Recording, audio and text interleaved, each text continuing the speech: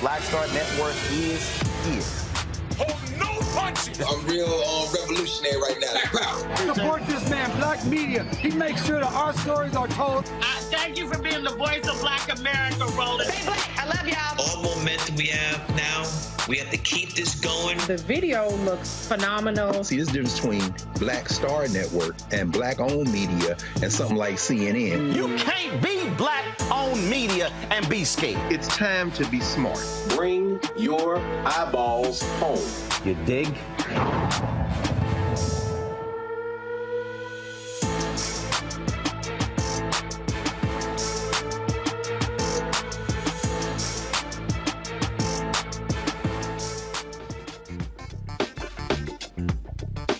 Today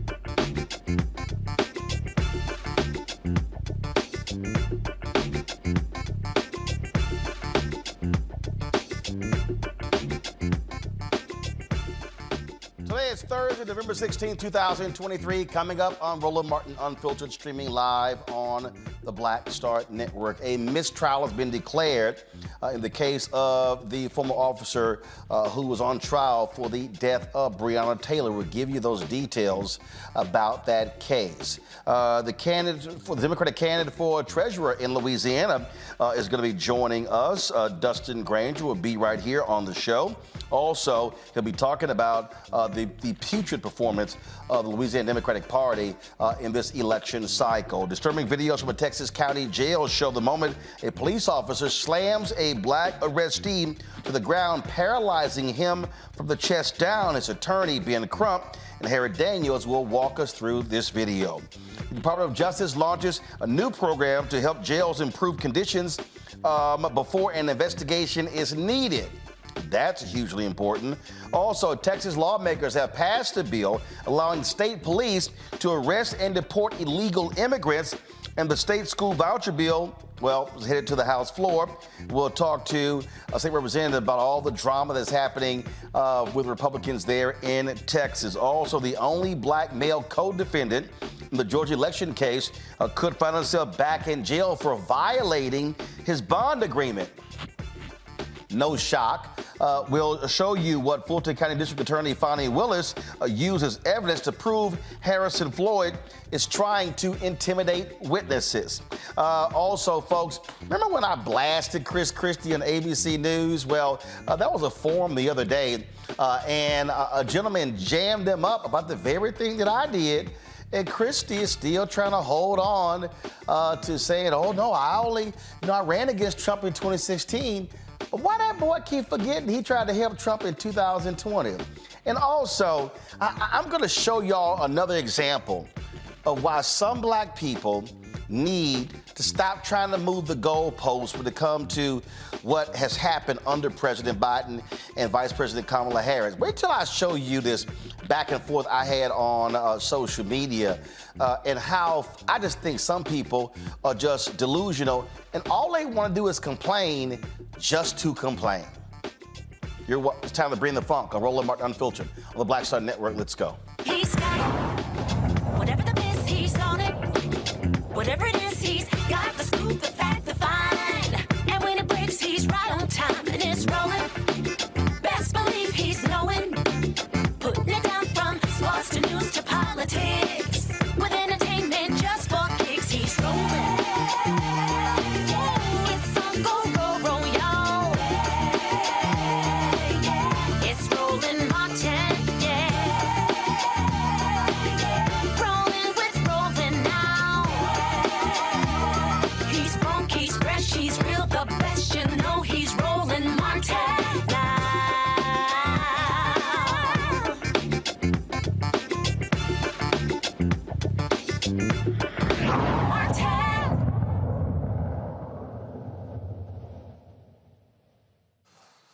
Federal judge in Kentucky declares a mistrial in the case of the former Louisville police officer Brett Hankinson, who was on trial for his role in the death of Breonna Tayler. Of course, he was on trial for violating the civil rights of Tayler, her boyfriend, and their neighbors during the 2020 raid that left Tayler dead. The jury, they began deliberating on Monday, could not reach a verdict on Hankinson's 2-count indictment for deprivation of rights under color of law. He was charged with willfully depriving Tayler and Kenneth Walker, Taylor's boyfriend, of the constitutional right to be free from unreasonable seizures, which includes the right to be free from a police officer's use of unreasonable force during a seizure. Hankinson was also charged with willfully depriving Taylor's neighbors, Chelsea Napper, Cody Etherton, and Zayton Flournoy.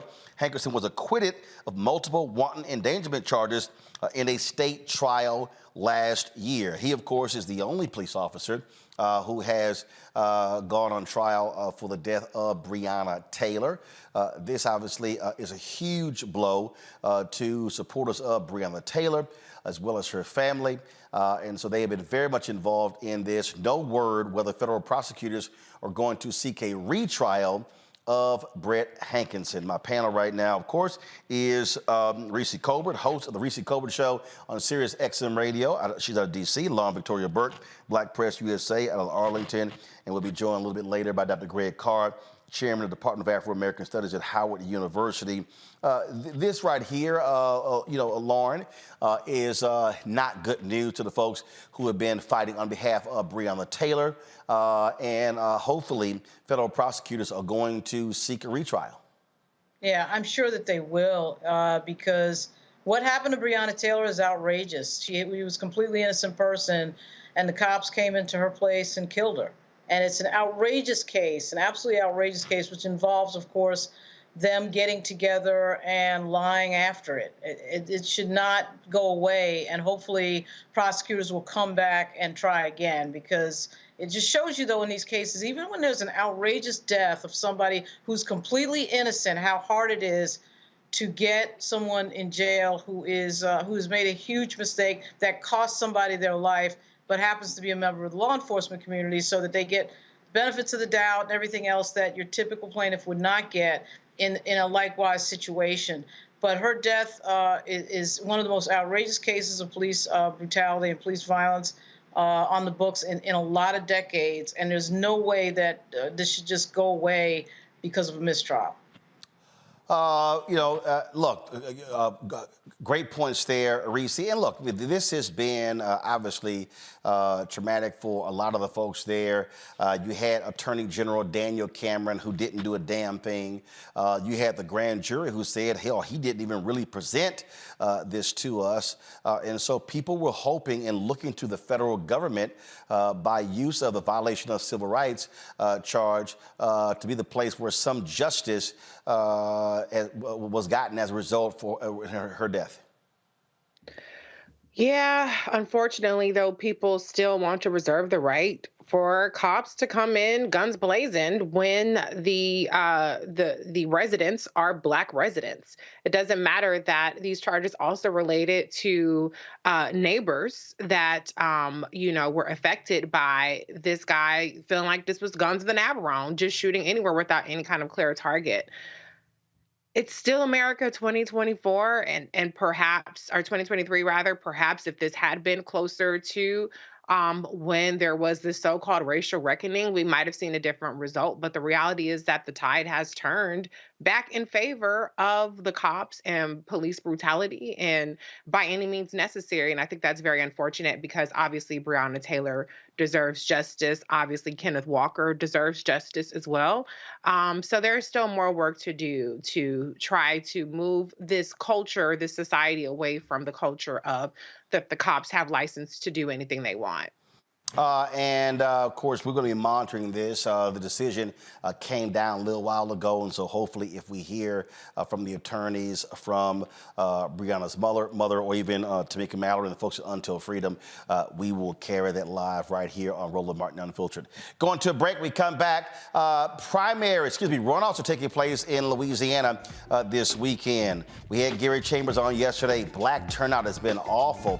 Louisiana Democratic Party, I don't know what the hell they're doing. We'll be talking to the candidate running for state treasurer on what he is doing to hopefully turn on African Americans to avoid a Republican sweep in Louisiana. You're watching Roland Martin Unfiltered on the Black Star Network. Don't forget to support us in what we do. Please join our Breonna Funk fan club. Your dollars are critically important to allow us to do what we do. Send your check and money order to P.O. Box 57196, Washington, D.C. 20037-0196. Cash App, $RM Unfiltered. PayPal or Martin Unfiltered. Venmo is RM Unfiltered. Jail, Roland at RolandSMartin.com. Roland at RolandMartinUnfiltered.com. And of course, you can also download the Black Star Network app, Apple phone, Android phone, Apple TV, Android TV, Roku, Amazon Fire TV, Xbox One, Samsung Smart TV. Be sure to get a copy of my book, White Fear, How the Browning of America is Making White Folks Lose Their Minds, available at bookstores nationwide. Download the audio version on Audible. We'll be right back.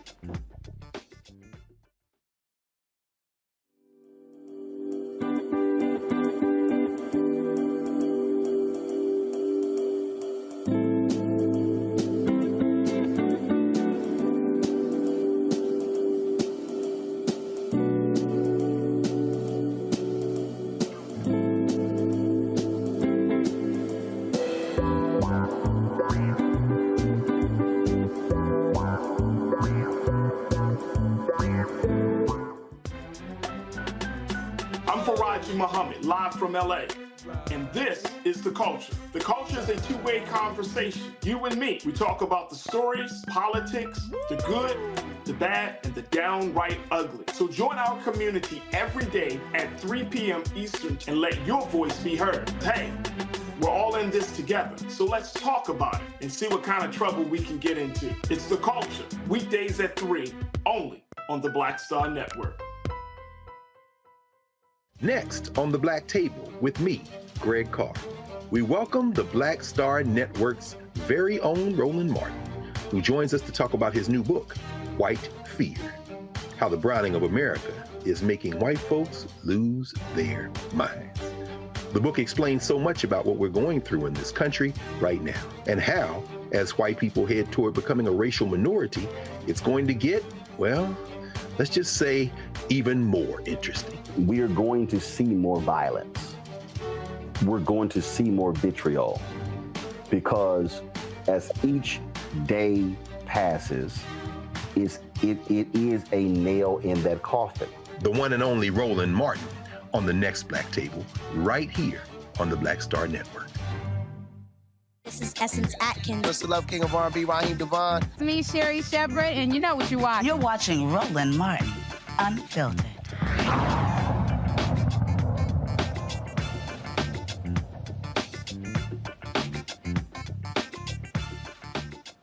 Democrats had a huge win all across the country in the elections, a couple of weeks ago. But the elections are not over. This Saturday in Louisiana, they have the runoffs for several positions there. Of course, polls will be open from 7 a.m., closing at 8 p.m. Central on Saturday. One of the races that is up for grabs is for state treasurer. Republican John Fleming is running against Democrat Dustin Granger. For that, Democrats are hoping that voters are going to elect Granger. Republicans have been sweeping so many offices, of course, including the governor's mansion is changing hands from Democrat to Republican. And a lot of people have had a lot to say about the poorest results from the Louisiana Democratic Party, including my next guest, Dustin Granger, as well. Dustin, glad to have you here on Roland Martin Unfiltered. We had Gary Chambers on yesterday, and he was telling us about just deplorable black early vote numbers. And I'm just curious, you know, what the hell is going on in a state that's the second blackest state in the union? You've got folks like Black Voters Matter. They've been out there working the grounds, but so many people have been targeting the Louisiana Democratic Party and leadership for just what I keep hearing is, frankly, doing nothing. Yeah, we got a big problem, Roland, and we're doing everything we can. You mentioned Black Voters Matter. You know, we have a lot of great organizations in New Orleans that have been turning it up here in the last few weeks. And look, we're just going to have to do this by ourselves.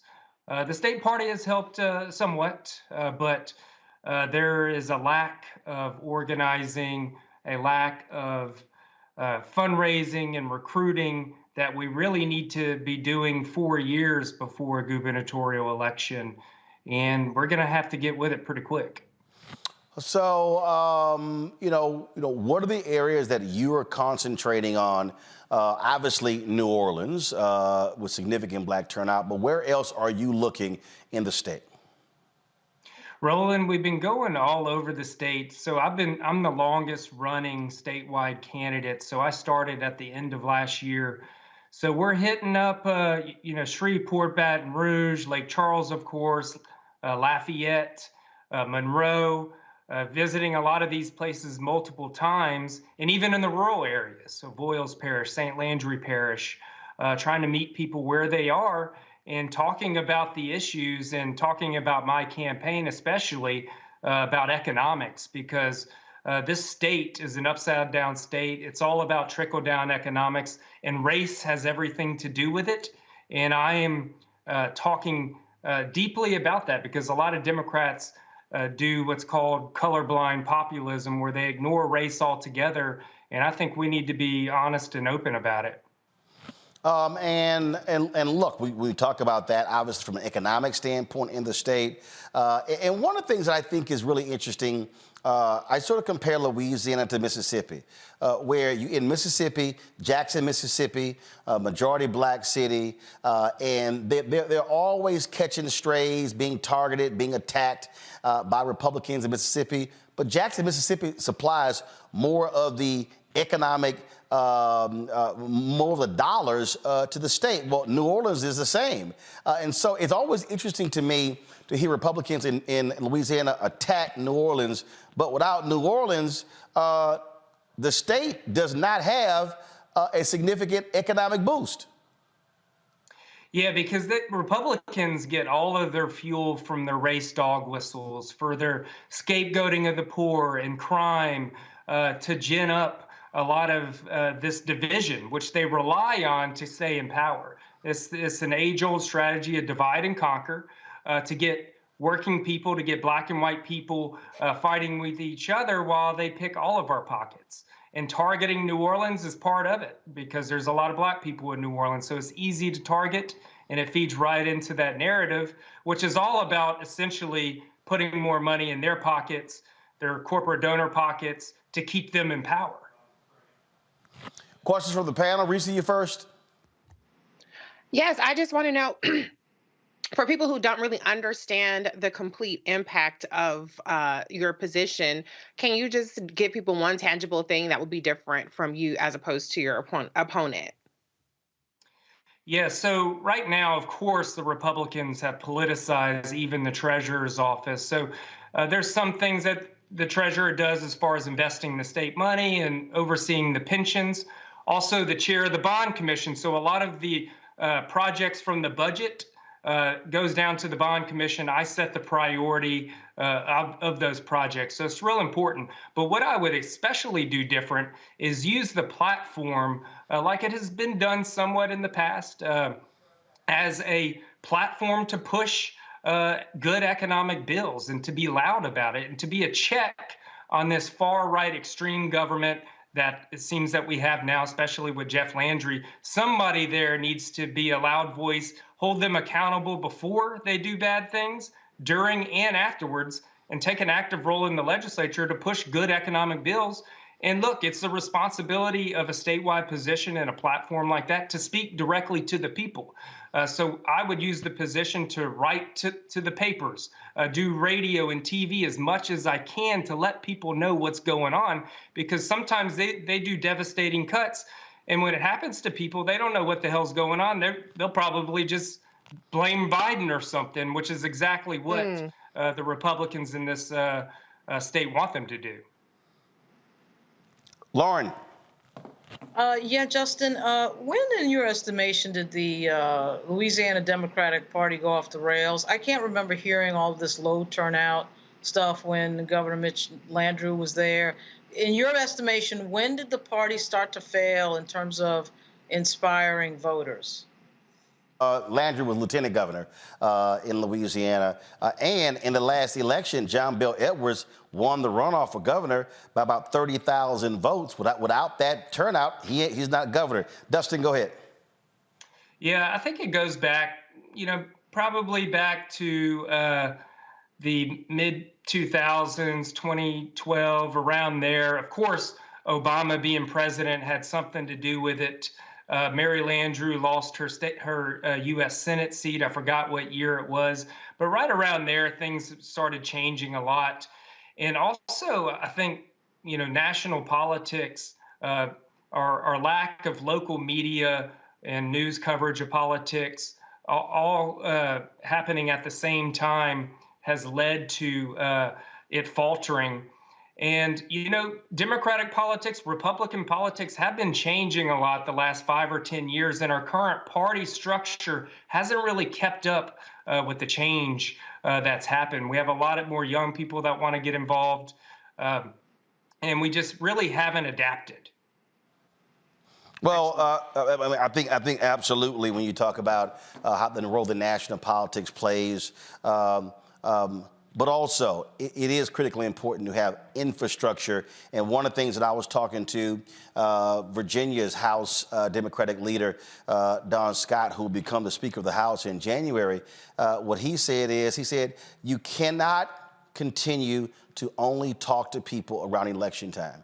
He said there has to be continuous, he said it has to be 365 campaigning where you are talking, you're educating, you're telling people what we're doing, you're telling people why things are happening and why things are not happening. And he said that he's made it clear that in Virginia that the House Democrats are going to keep doing that even after the session starts. He said because he said we don't want to be in a situation of people accusing us of only coming around and only coming to talk to them when it's election season.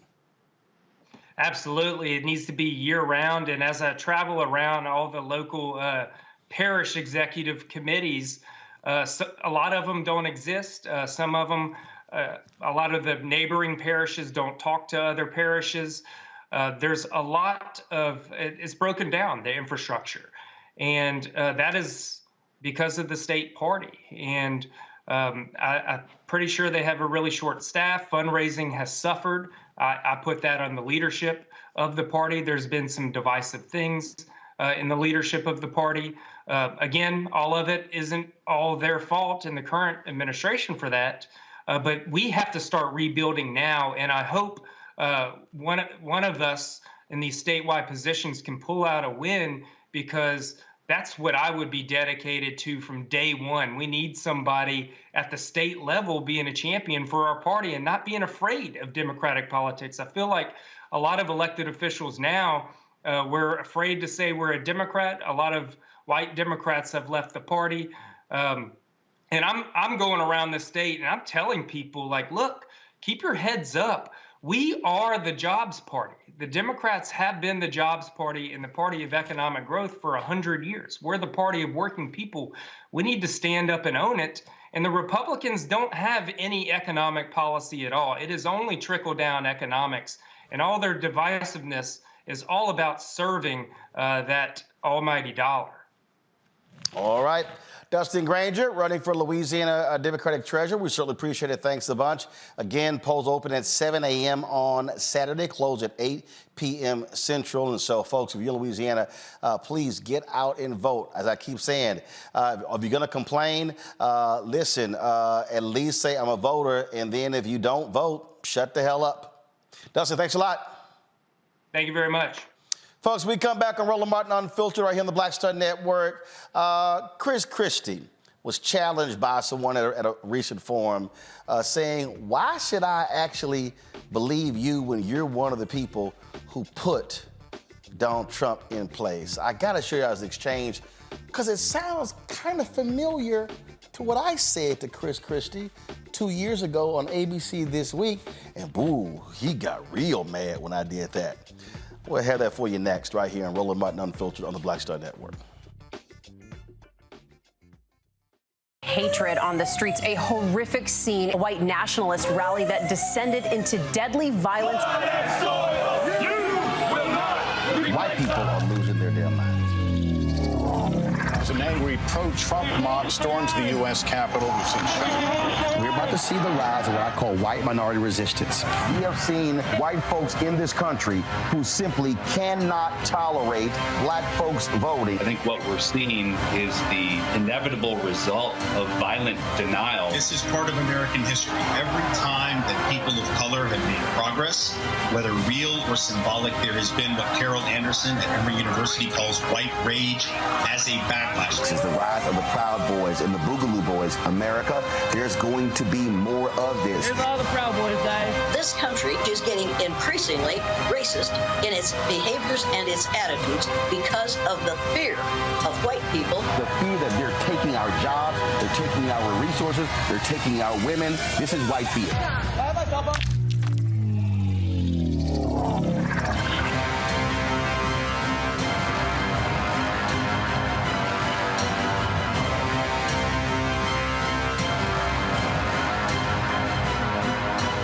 Your business or career with Grow with Google's wide range of online courses, digital training, and tools.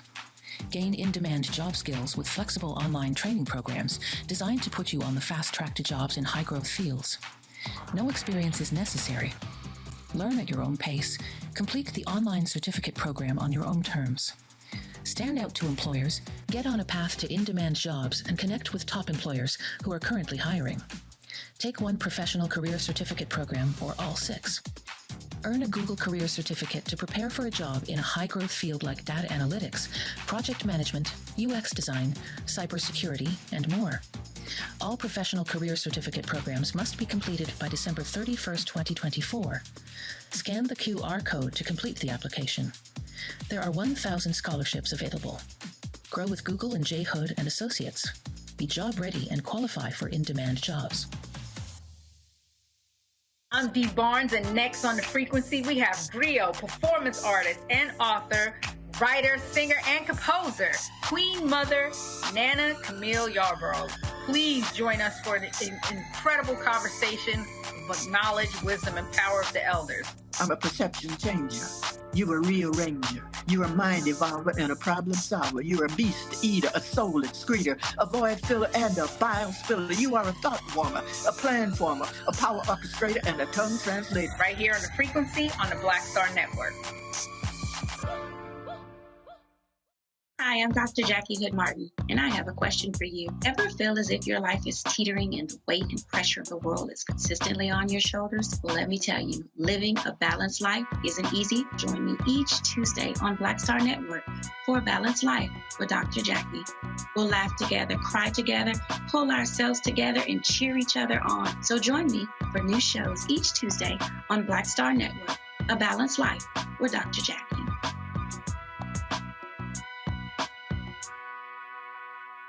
On the next Get Wealthy with me, Deborah Owens, America's Wealth Coach, inflation is on the rise. Interest rates are high. Can you still thrive during these uncertain times? On the next Get Wealthy, you're gonna meet a woman who's done just that, living proof of what you need to do to flourish during these uncertain times. These are times where you take advantage of what's going on.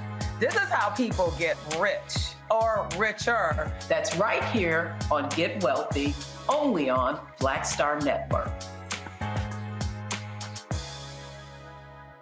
When you talk about blackness and what happens in black culture, we're about covering these things that matter to us, speaking to our issues and concerns. This is a genuine people-powered movement. There's a lot of stuff that we're not getting. You get it, and you spread the word. We wish to plead our own cause. Too long have others spoken for us. We cannot tell our own story if we can't pay for it. This is about covering us. Invest in black-owned media. Your dollars matter. We don't have to keep asking them to cover our stuff. So please support us in what we do, folks. We want to hit 2,000 people, $50 this month, raise $100,000. We're behind 100,000, so we want to hit that. Y'all money makes this possible. Checks and money orders go to P.O. Box 57196, Washington, D.C. 20037-0196. The Cash App is $RM Unfiltered. PayPal is R Martin Unfiltered. Venmo is RM Unfiltered. Zelle is RolandSMartin.com. Me, Sherry Shepard, with Sammy Roman. I'm Dr. Robin B., pharmacist and fitness coach, and you're watching Roland Martin Unfiltered.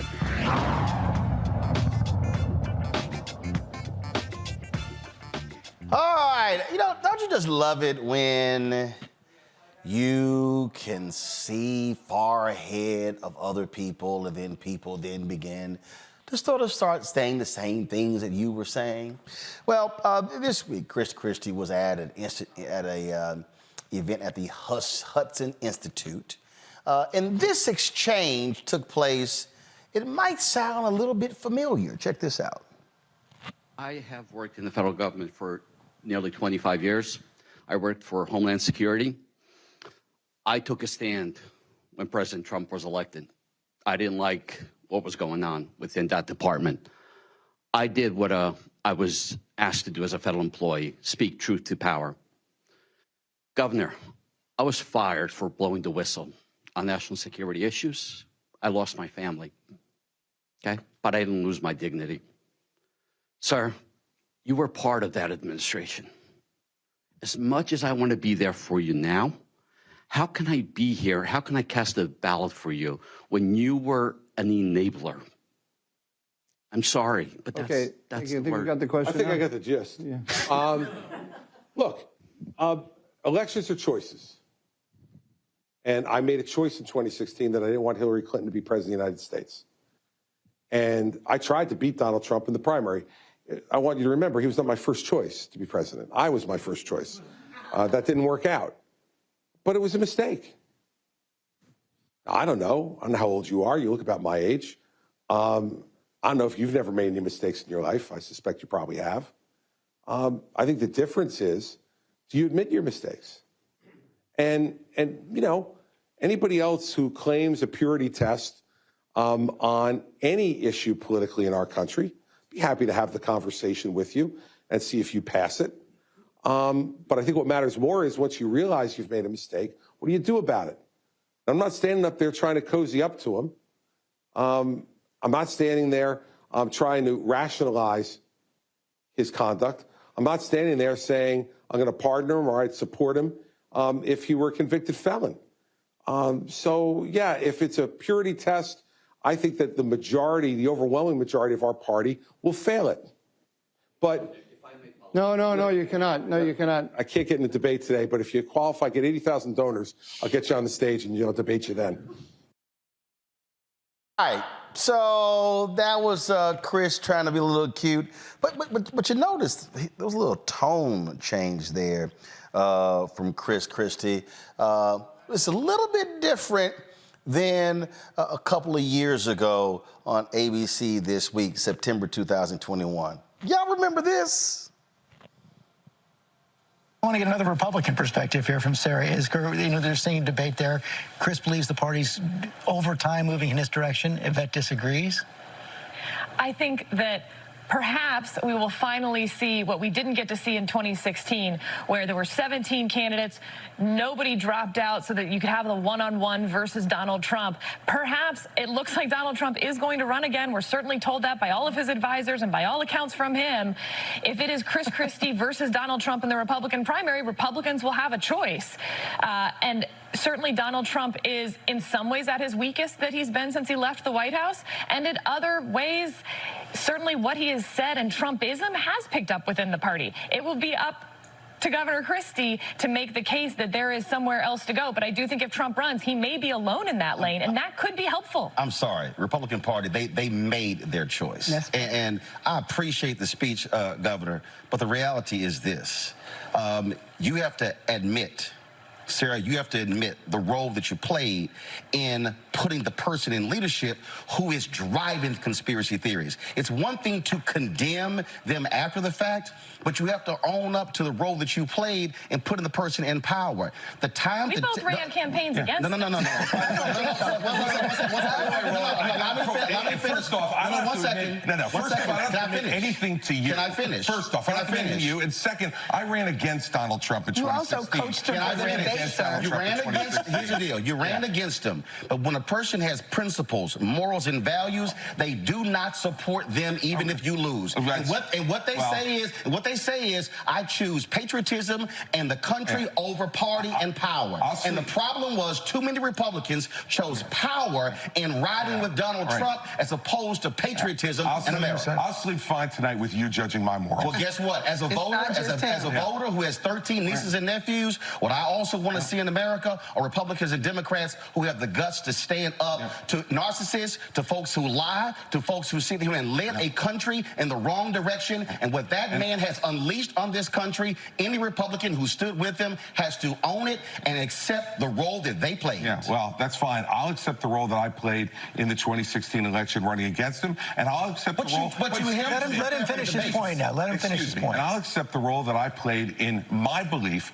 that Hillary Clinton was not the right person to be president. We all get to make choices, Roland, in this democracy. I made my choice. I'm on record of my choice, and I'm not walking away from my choice. But it does not preclude me from being able to be critical when the person that I did support does things that I am against. And so this false choice that you're trying to set up, is that false? It's a false choice, and one that the American people are not going to buy either. Roland, let me just press one other point. Right now, I would argue that the fact that so many Americans can't buy into simple facts is probably the biggest existential threat we face to our democracy. So when somebody speaks up for that, isn't it something to be praised? Facts are critically important, but again, when you support someone who said fake news, when you were truthful and then push that, then when you have the networks and the conservative radio talk show hosts, that whole echo chamber driving that's the problem. I am a native of Texas who is still registered there, and I am dealing with Greg Abbott and Dan Patrick, who is consistently lying and making things up, and you're dealing with that. I'm dealing with people who are changing textbooks, well, here's the deal. I have a very basic principle since I've been a journalist. If you do good, I'll talk about you. If you do bad, I'll talk about you. At the end of the day, I'll talk about you. And somebody has to say what others are afraid to say. Sarah, you get the last word. If you want to persuade... I don't need to hear what Sarah had to say because it was BS when she said it. Here's the whole deal here, Greg. Christie keeps saying 16, 16. You notice how he don't want to talk about 20. Who prepared Trump for the debates in 2020? Christie. Who campaigned for Trump in 2020? Christie. And the fact of the matter is, Chris Christie ain't fooling me. If Donald Trump gets that nomination, guess who's gonna say I'm voting for Donald Trump? Chris Christie. James Baker said it. Bill Barr was on television saying all this stuff about how the man don't read. He got a small vocabulary. Frankly, how dumb he is, how petty he is, how childish he is. But when asked if he's a nominee, who you gonna vote for? Republican nominee. Mitch McConnell, same thing. So I don't want to hear from any of these people. I'm trying to explain to all these crazy black folks out here who are, and I get you don't like certain things that have happened, but I am very clear about evil. I'm very clear about people who ain't got no interest in black folks. And the Christies of the world, I'm telling every black person, these people are going to choose power every single time. Absolutely. Of course, Ron. I mean, what can any of us do but agree with you on that?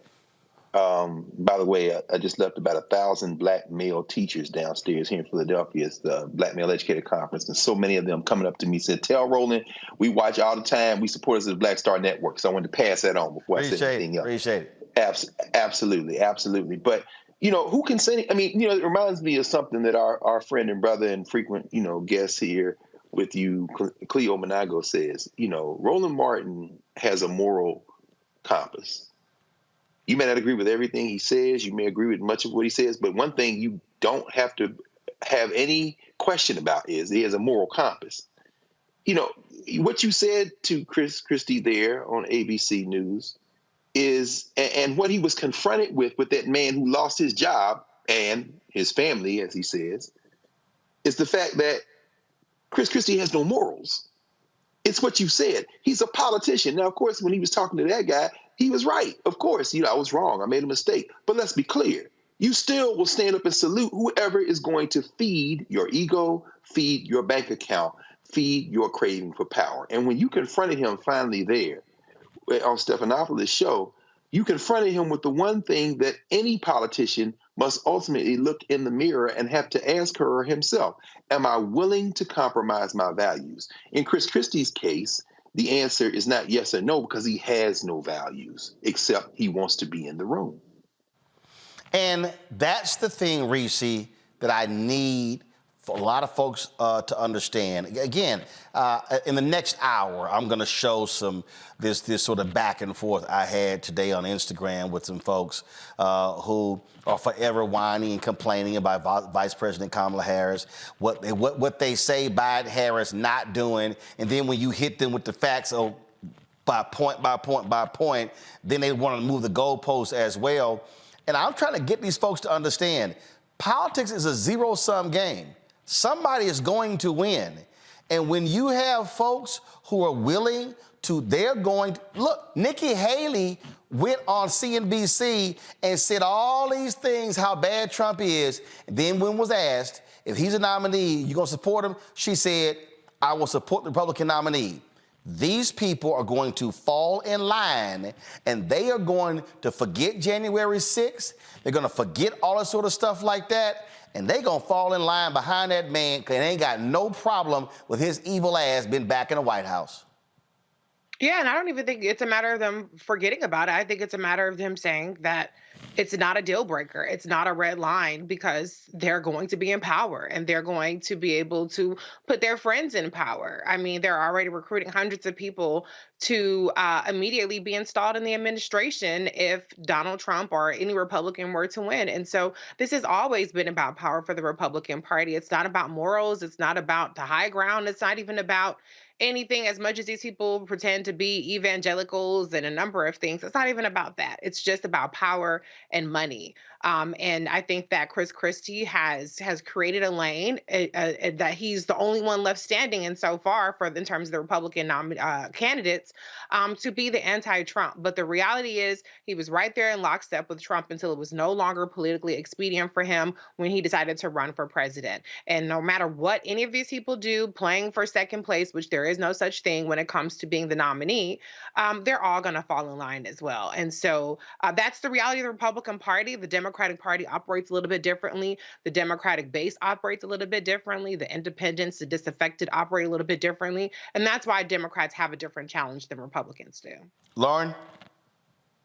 Yeah, I mean, I thought it was interesting to hear Chris Christie's answer to that gentleman when he said that he had made the choice. He made the choice that Hillary Clinton, he didn't want to see Hillary Clinton in office. Well, the problem with that 2016 example is that we knew that Donald Trump was crazy in 2016.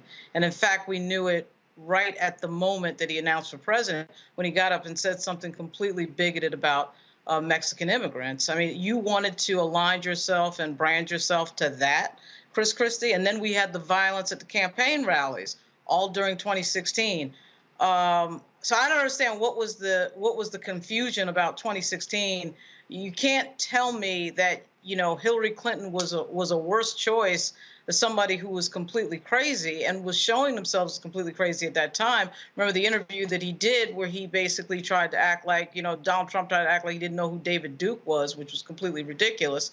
And Chris Christie wanted to brand himself to that. So I mean, you might as well just admit at some point that you just want to be on the side of the person who's winning to get some job in the administration or whatever the play was. That is what typical Republicans do that are supporting Trump. They're trying to position themselves for some sort of job in the administration. That's really what it boils down to. They don't want to be outside of that club should Trump win again. But the idea that you were confused, that you made a mistake and you didn't know who this guy was in 2016 is quite laughable, actually. And don't forget, Christie wanted to be his attorney general. That's the job that he really wanted, and he didn't get. All right, folks, hold tight 1 second. In the next hour, I'm going to talk about the delusions of some people. When you literally state undeniable, easily Googleable, I'm going to use that word, is it Googleable? When you can actually look up stuff and fact check.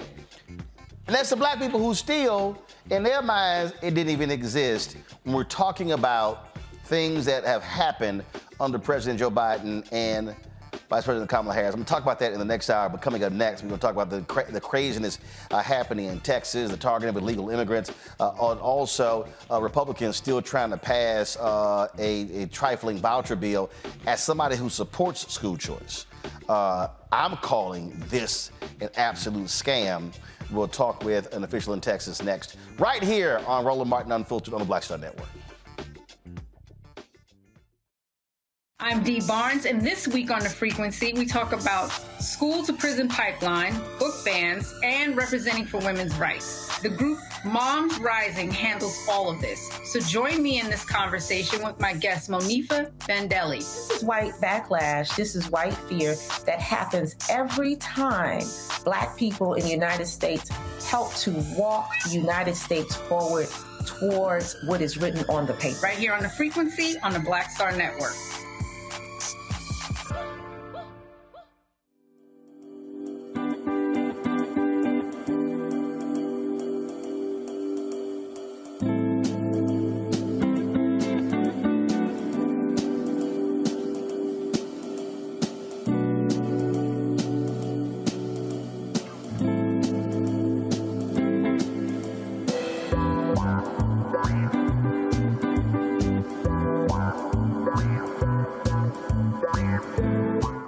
Dr. Jackie Hood Martin, and I have a question for you. Ever feel as if your life is teetering and the weight and pressure of the world is consistently on your shoulders? Well, let me tell you, living a balanced life isn't easy. Join me each Tuesday on Black Star Network for A Balanced Life with Dr. Jackie.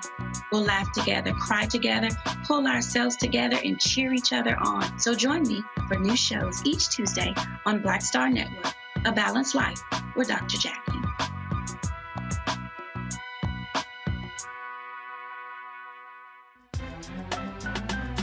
I'm Faraji Muhammad, live from LA.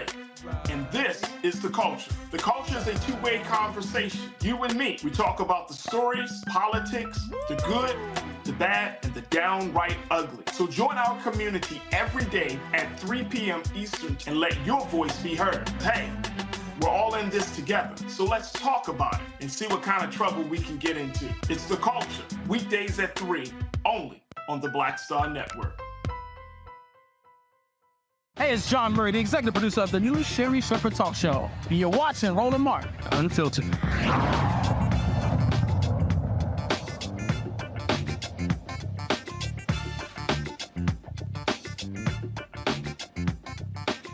All right, folks, 2022, 75% of all Texas voters under the age of 30 did not vote.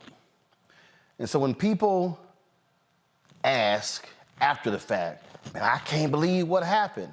It's very simple. When you don't vote, then you lose out to the people who do show up. Well, in Texas, a lot of progressives stayed at home. And Republicans can have a supermajority in the legislature. They can control the governor's mansion. They have been passing all sorts of things. They now are advancing on the House, they're trying to move through a voucher bill. All of the editorial boards in the state are saying don't support it. As the founder of School Choice is the Black Choice, am calling this voucher bill a scam. What they really want to do is give access to, frankly, suburban and rich folks to be able to tap into state public funds to send their kids to private school. And if you run the numbers, guess what? The numbers ain't even there. The numbers aren't even there when it comes to the available number of private schools. They simply are not there. So that's one of the things that you're seeing right now. So I want to bring in Carl Sherman, who joins us now. Carl is a state representative out of Dallas. Carl, glad to have you here. We have this voucher bill, but we also have a plan how they want to attack illegal immigrants, literally giving Texas the right to deport people, which is really a federal authority. And so we already know how they put this razor wire down there, really on the wrong side of the border as well. And so what you're finding, you're really finding there's some sadistic individuals who are in charge in Texas in the Republican Party and how they want to go about governing. Roland Martin, you hit it right on the nose. And thank you so much for your coverage, Black Star Network, of bringing the veracity of information to the public. This is something that should concern all of us. As you look at what Texas is doing, it's a tragedy. And we have been fighting this for 207 days, a record 207 days in special sessions. I don't know, this is 109th special sessions that the governor has called. What is this, the third special session? It's the fourth. It's the fourth, and he was like, if you don't pass it in the fourth, it's going to be a fifth. There's going to be a sixth. I mean, the governor is basically holding folks in the House and Senate hostage to get his way. Absolutely, and this is not his grandfather's legislative body. Since 1957, they've been trying to do this scam. We've got over 5 million children in our public school systems, and we need to provide fair and equitable education experience to all students, regardless of their economic status. And this is simply a way for rich people to supplement the tuition for high-cost private school education. And what they're trying, one of the things they're trying to do, this is the Texas Tribune right here, it says most notably the bill includes a bump in the base per student spending by the state from $6,160 to $6,700. Go to my iPad. It would also increase teacher pay and include money for better teacher preparation, more pre-K options, increase to special education, and blah, blah, blah. So basically, the governor actually said, oh, if y'all want me to increase money for public education, pass my voucher bill first, and then we'll do that. Absolutely. And look at this. The hypocrisy is that he's also increased the wages for teachers that teach in the rural areas versus those who teach in the suburban and urban areas. So there is a disparity there, trying to get the rural Republicans to cave on this scam and provide this passage that he's wanted for so long. It is outrageous, and I'm proud of our members. I expect we're going to stand strong against this, and I also expect that Republican rural representatives will stand against this, even though they've been threatened that he is going to run someone against them in the primary. Well, and because you have a couple of Texas billionaires who have been doing that. Let's talk about this other bill. So the Texas House passed a bill making it a state crime to illegally cross the southern border, allowing state and local police to arrest and deport illegal immigrants. I'm confused. That's a federal jurisdiction. Absolutely. It's a repudiation against the Constitution for the state to do what it's done in passing. And, we shouldn't be surprised. We're the Juneteenth state. So we have this spirit of rebelling against the Union. And so this SB 4 has a history as well. I'm a former city manager, and I know that our police chief and my police officers had to contend with this issue. Look, I refuse to be a part of something in which we are going against the United States of America. It's as though these folks think that we are our own country. And of course, we do have those who want to succeed the United States. Questions from our panel. Lauren, you're first. I want to know what your feelings are about what the answer to mass immigration is, because, apparently U.S. Customs has a statistic that in October there were 186,000 people across the border into Texas. What solves that problem? It's costing the United States taxpayers billions of dollars to take care of people who are not citizens of this country. What do you think we should do about that? The federal government is not doing anything, which I suspect is why the governor of Texas is now going into these more extreme, not really solutions, but policy ideas. But what is your feeling about what we do about immigrants coming across the border? Yeah, immigration is an issue. It's paramount that we do solve this issue. And I've been working with representatives like Eddie Morales in the Eagle Pass area, who's got a smart solution to address mitigating asylum seekers. We could do this if we simply work as they do in the business sector to provide a commerce component to this. An economic development part to this. We could process these individuals who are coming here orderly, who want to work in this country, and document those individuals as they come in. The jobs that they're seeking are jobs that we need filled. And we're not doing it the right way by simply sending people away in the way that we're doing them or shipping them to other states. We can do this, we can process them, and we can keep their information. And there's a smart plan that I intend to release soon that has an economic component to it, in which the state will be able to also support our fight against fentanyl and other issues that we have in this country. They can be a part of that solution. Our coastal folks at the coast have indicated to us that the resources are there for us to be able to do this plan. But we've got to have a smart approach to addressing this issue. Reese? Yes, I'm curious about the messaging around the fact that this bill does couple increases to public school funding and teacher pay. Is that confusing thing, muddying the waters? And where do the teachers stand in terms of the fact that they do stand to, at least in the short term, benefit from this bill if it were passed? The teachers union, AFT, and others are against this bill. They understand that this is a scheme. Look, we need to separate what they want to do with the vouchers, and I expect that we will be motioning that on the House floor tomorrow, that we separate it so that we can vote on teacher pay.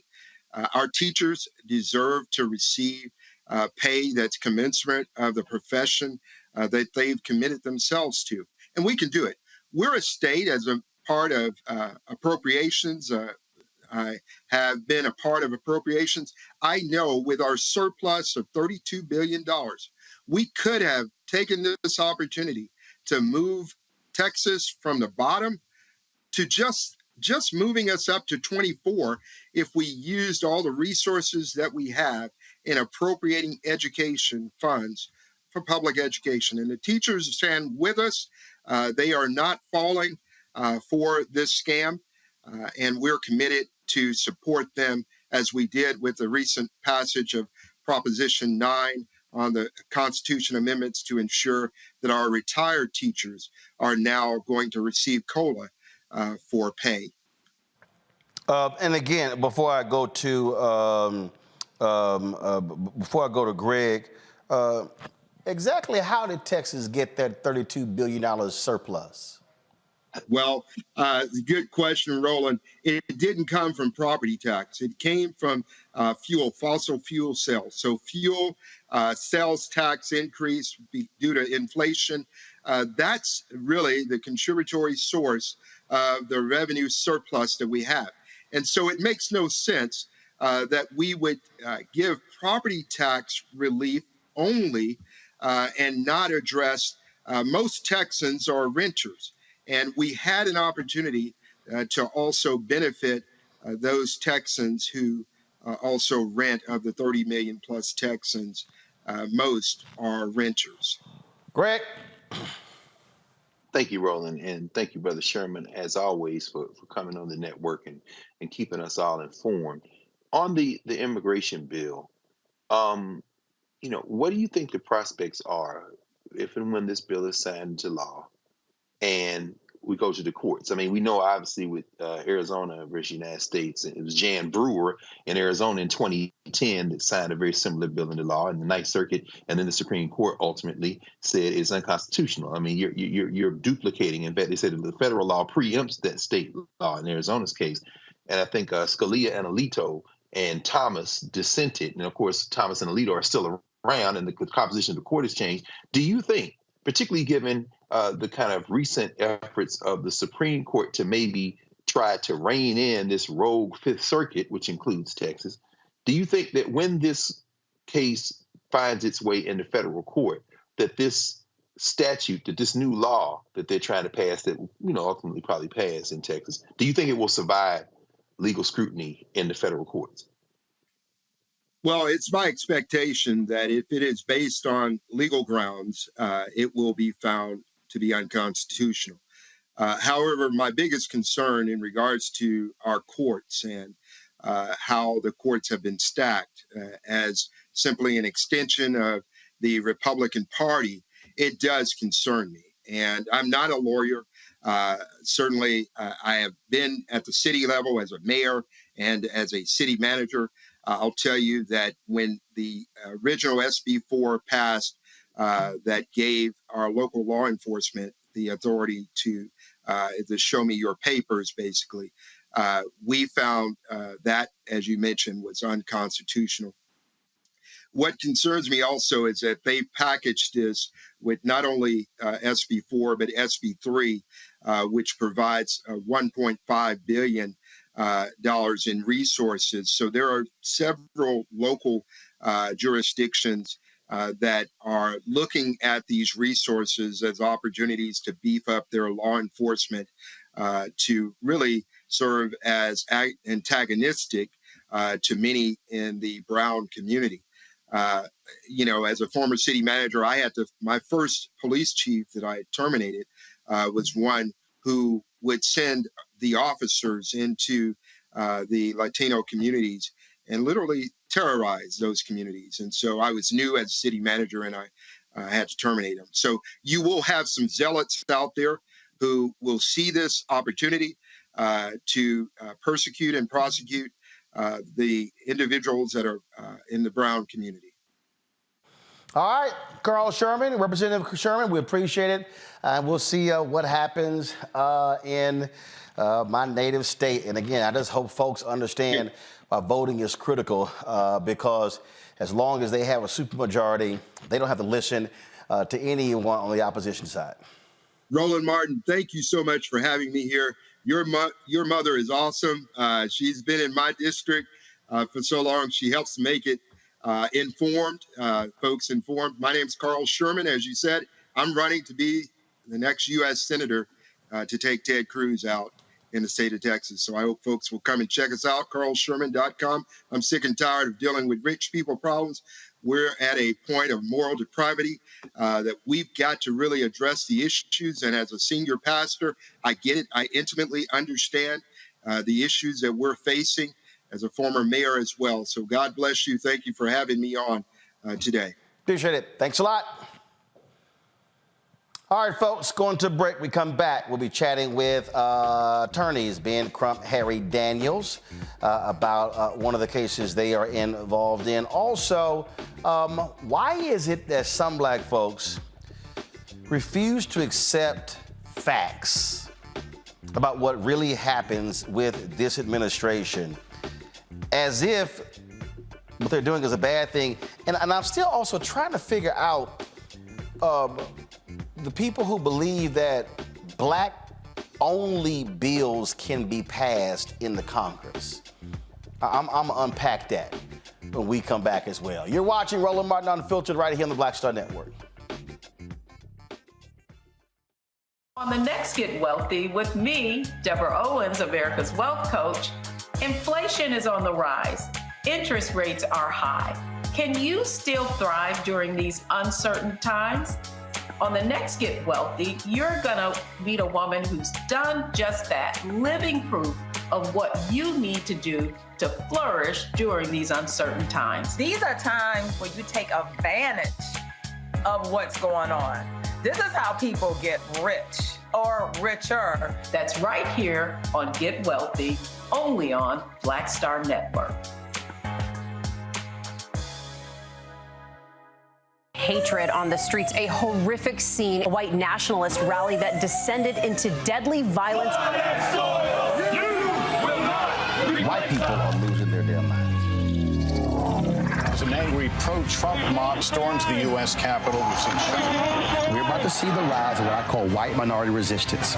We have seen white folks in this country who simply cannot tolerate black folks voting. I think what we're seeing is the inevitable result of violent denial. This is part of American history. Every time that people of color have made progress, whether real or symbolic, there has been what Carol Anderson at Emory University calls white rage as a backlash. This is the rise of the Proud Boys and the Boogaloo Boys. America, there's going to be more of this. Here's all the Proud Boys, guys. This country is getting increasingly racist in its behaviors and its attitudes because of the fear of white people. The fear that they're taking our jobs, they're taking our resources, they're taking our women. This is white fear.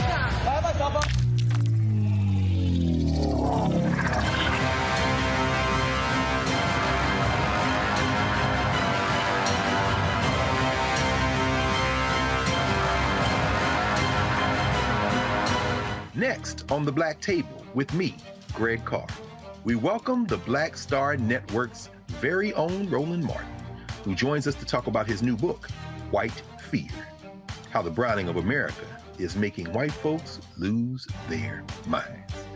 The book explains so much about what we're going through in this country right now, and how, as white people head toward becoming a racial minority, it's going to get, well, let's just say even more interesting. We are going to see more violence. we're going to see more vitriol, because as each day passes, it is a nail in that coffin. The one and only Roland Martin on the next Black Table, right here on the Black Star Network. I am Tommy Davidson. I play Oscar on Proud Family, Louder and Prouder. Right now, I'm rolling with Roland Martin, unfiltered, uncut, unplugged, and undamn believable. You hear me?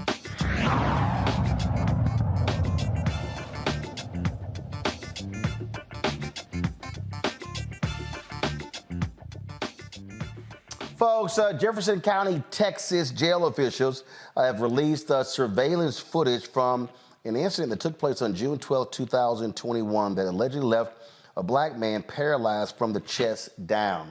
Christopher Shaw's attorneys say Beaumont police officer James Gillen flipped Shaw into the air and body slammed him head first on the concrete floor. Two of Christopher's attorneys, they are Ben Crump and Harry Daniels, are here to discuss this. Now, Ben and Harry, we're watching the video here. Guys, go back to the video. Go back to the video. We're watching the video here, and so you see them take down. I want you to do me a favor. Go back to the beginning. I want you to go back to the beginning, okay? Because I would like for Harry and Ben to sort of explain what went on. So first of all, freeze the video right here. What was he arrested for? Mr. Daniels? Roland, he was arrested for public intoxication, a misdemeanor, a ticket at best for public intoxication. Okay, so he was publicly intoxicated, allegedly, and he gets arrested. All right, so now they're bringing him into the jail. Now press play. So they bring him into the jail, and so you've got 1, 2, 3, 4 individuals. And they're pinning him up against the wall here. Looks like he's yelling, looks like he's kicking. Then all of a sudden, one takes him down, grabs him by the neck, body slams him to the ground, and you see right here, he goes completely motionless. That's correct. And so it was that takedown that paralyzed him. That's correct, Roland. So as you can see, you had multiple individuals. One of the individuals who was detaining Mr. Shaw was a Beaumont police officer. That's Officer Gillen. The other 3 individuals were detention officer Jefferson County. And in that video, you can see at some point that Officer Gillen, he grabs Mr. Shaw by the neck, which is unlawful, which has been ruled as unconstitutional in the state of Florida, the state of Texas. And in response, Mr. Shaw responds to it by trying to move him off and kick him off or whatever. He takes his property, throws it, grabs him away from those detention officers, body slam him, which is because the experts who characterize this as a death flip, slams him on his neck, on his head, put all his weight, rendering Mr. Shaw unconscious, which eventually led him to be completely paralyzed from the chest down. Go back to the beginning of the video. See, Ben, this is what I never understand when we see these videos. You literally have 3 individuals, okay? Okay, yeah, you see some screaming, you see all of that. You got 3, no, it's 4 people. It's 4. One guy closes the door, freeze it right here. Freeze it right here. Freeze it right here. He's in handcuffs too, Roland. So right. So, I mean, Ben, you got 4 individuals. Yeah. He's in handcuffs. And so what is the need to body slam him? You telling me 4 people? Literally, one dude could take one leg, one dude could take the other leg, one could take one arm, one could take the other arm, and they could literally walk him into the jail cell. Yeah, and Roland, you're arguing our case for Attorney Daniels and I. It is excessive beyond belief. Press play, guys. Handcuffed. Ben, keep talking. Go ahead. Okay. He's in handcuffs. He's in the jail. I mean, if you got to do this to a person who's already restrained by handcuffs in a jail, it is unconscionable, that amount of force that leaves this young man rendered paralyzed for life. And as Attorney Daniels and Attorney Shaw's family, Chance Lynch and I talked, it gets even worse because they don't take him to the hospital after this. I mean, they take him and put him in a jail cell, and it's not until they realize he's not moving that they finally take him to the hospital. And I think what Attorney Daniels said is also profoundly important. It's unconstitutional to do those chokeholds. So you mean to tell me, so there's a woman, and just gotta keep it on the video, there's a woman who's in gray, I guess, who is a nurse or something along those lines.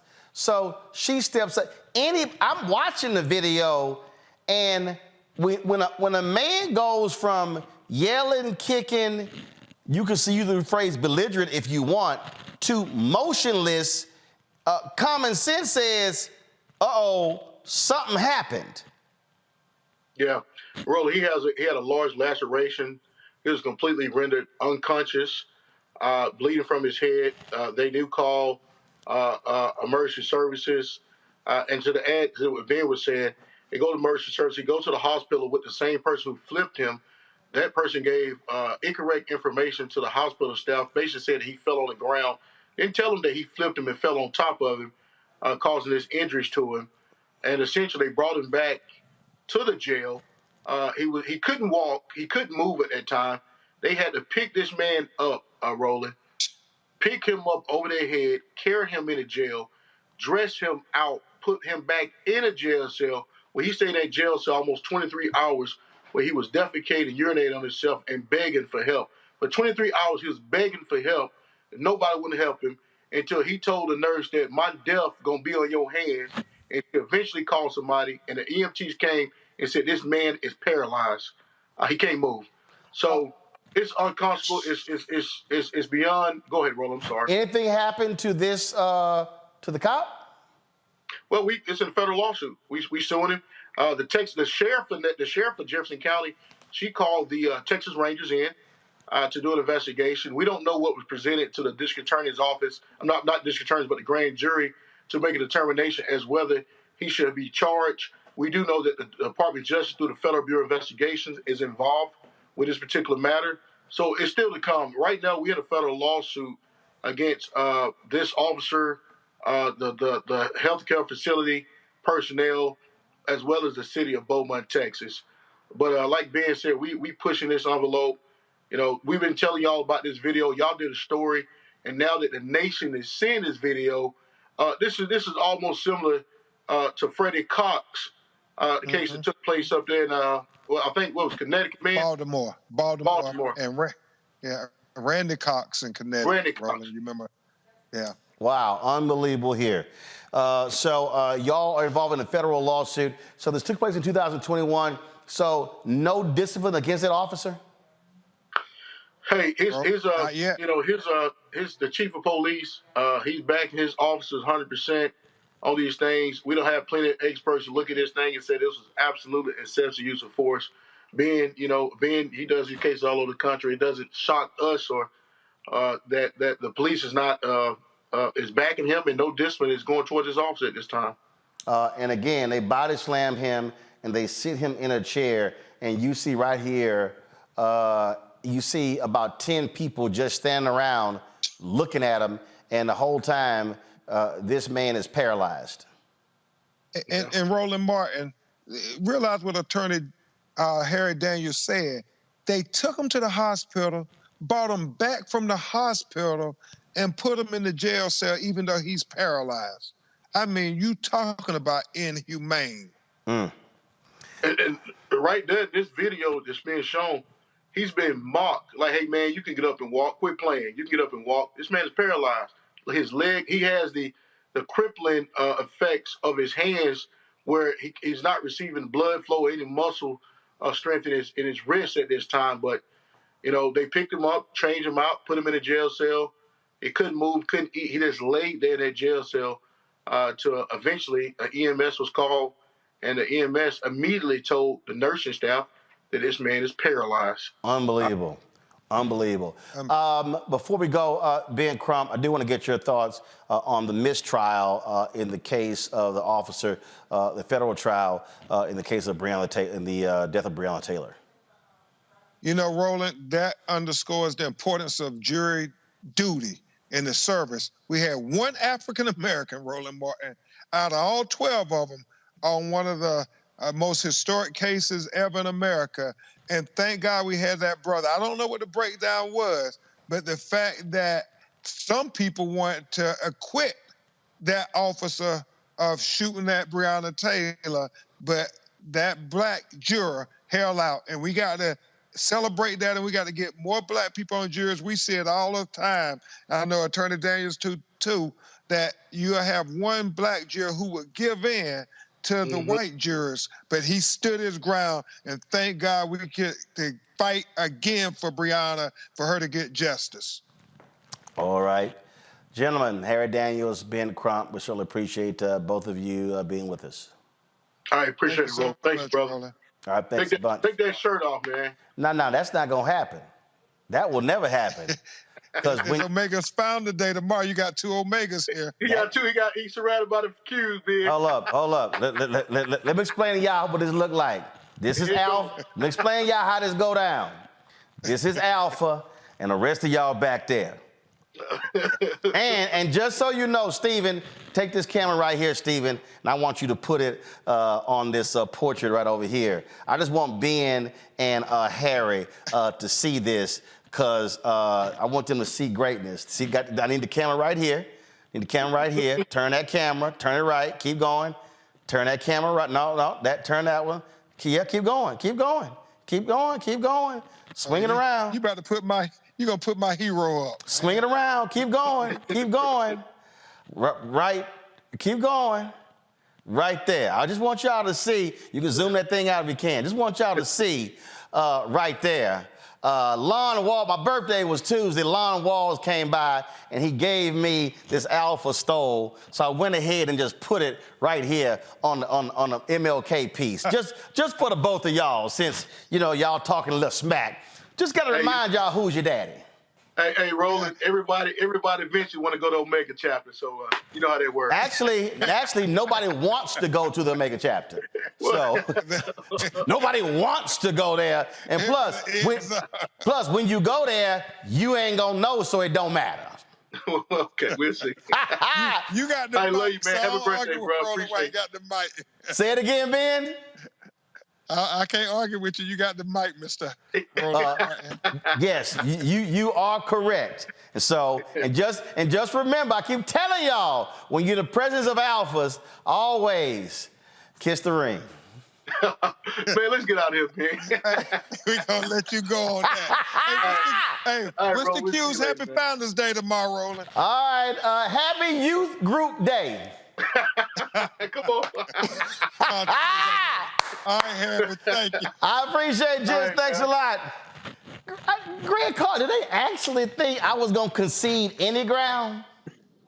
Of course not. Hey, you know what's so funny, man? Like I told you, these black male educators here in Philly, we did our panel, and then Mark Hill was right behind us. He's the Kappa. So the first thing Mark did, man, I said, man, don't start that stuff. Don't you know that we're your fathers? And they all started, man.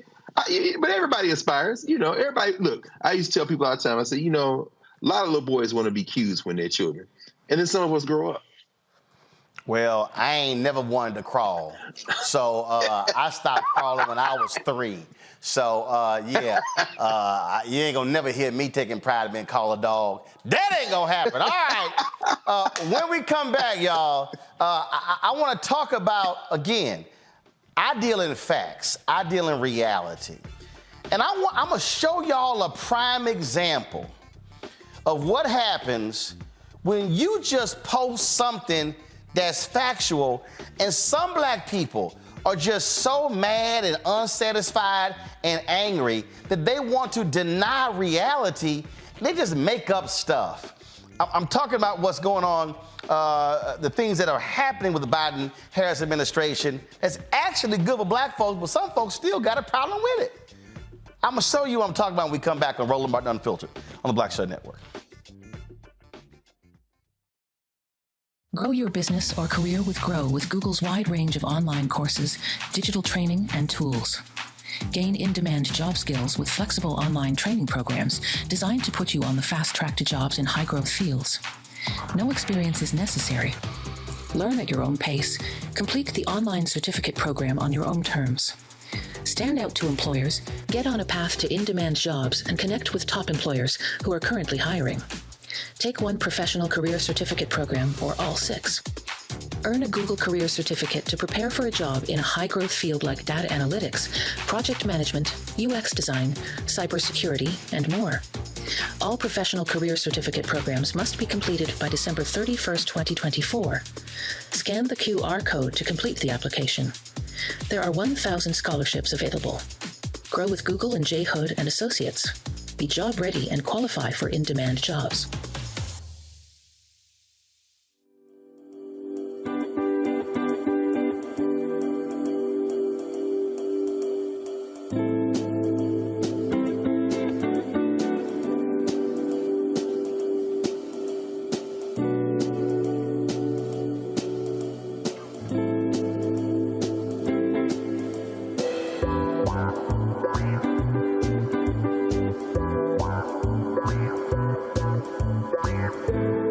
Dr. Jackie Hood Martin, and I have a question for you. Ever feel as if your life is teetering and the weight and pressure of the world is consistently on your shoulders? Well, let me tell you, living a balanced life isn't easy. Join me each Tuesday on Black Star Network for a Balanced Life with Dr. Jackie.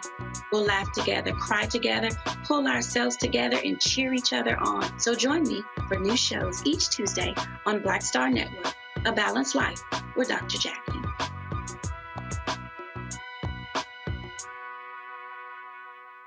Farquhar, executive producer of Proud Family. Bruce Smith, creator and executive producer of The Proud Family, Louder and Prouder.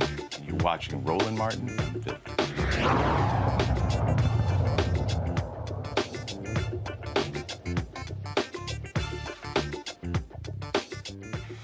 All right, y'all. So, one of the things that we do on this show, I do on my social media, I'm all about providing people with real-time information about things that impact us that, frankly, is not going to get covered on mainstream media. So I posted this item here. I'm trying to see, when did I post it? I posted this item here 19 hours ago. So I want you to go to my iPhone. So this is on Instagram, y'all. So I posted this on Instagram. And so this is the actual post. And so it's a statement from Vice President Kamala Harris. And it says, statement by Vice President Kamala Harris on the Federal Communications Commission's vote to adopt new rules to prevent digital discrimination. Okay? So when you actually go down here and read it, she talked about 30 million people across the country don't have access to high-speed internet. Communities of color, native communities, rural communities, and low-income households were disproportionately connected. So then when you go through here and you read this here, they talked about the investment to lower monthly plans, installing thousands of miles of fiber optic cable, okay? And it says it all here. And so she says, President Biden now understands that getting online can be a bridge to an education, good-paying job, quality health care, and engagement with a broader world. Will not stop fighting to make it easier for everyone to access affordable, high-speed internet. Today's action is another important step toward fulfilling that vision. All right, so then when you go down to the comments, and this is what I found to be quite interesting when I went down to the comments. And so you'll see, and I had to correct some folks. You know, A.J. Johnson was asking about, she says, more statements. We know she makes statements in photo ops. Please show me the more. And I said, well, in the statement, they explain the action. So you can't call it just a statement when it was a statement about the action that they took. Amanda Seals had said that this sounds like a misdirective of a power to control who and how we can access the internet, what's available on apps. I said, no, this stops companies from neglecting communities. This actually happened when broadband first came out. They went to affluent communities first. And so I was sitting here, you know, and then you have some other people and, you know, talking about this is good and how things are important. Then people like, oh, what more will citizens have to give up to have internet available for all? I don't know what the hell that even means. You know, then you go, then this person goes, can't believe she talking about internet. We having bigger problems in our country. Do y'all remember during COVID when millions of black kids could not access education because they didn't have computers or internet? Do y'all remember in Montgomery, Alabama, where they had, we had the school board member on, where they were converting school buses into mobile Wi-Fi stations so kids could access the internet? Do you know how many people out there can't access job information because they don't have access to the internet? So I need the people out there who have Wi-Fi and internet to understand this ain't about you.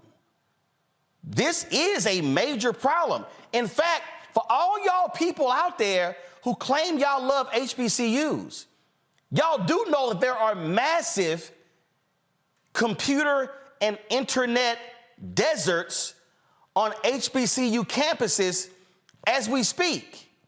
And so this notion that we have only internet problems in rural America, no, there are internet problems in major cities. People simply can't afford it. So I had another one, and I just got to show y'all this here. This person goes, I still don't know what she does. Isn't this a bit too convenient timing-wise? We're in the election cycle.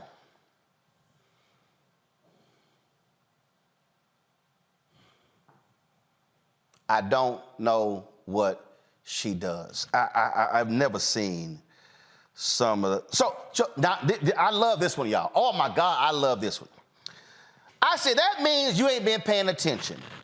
This person goes, I have and I do see what you obviously do see. Now, y'all, don't laugh, because this person actually typed this.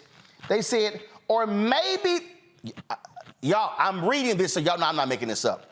Or maybe the issues that are important to me and my community remain unaddressed. Okay, I just want y'all, she said, these things remain unaddressed. Number one, she writes, black women childbirth mortality rates.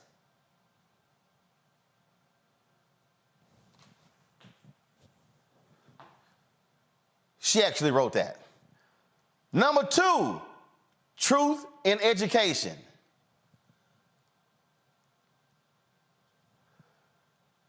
Number three, FCC biases in regulation.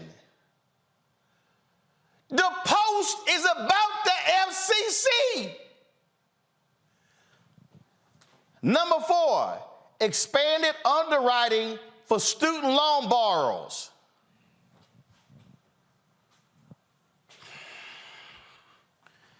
Then she wrote, and appraisal regulations for people of color. The last one, and realistic grant funding for entrepreneurs.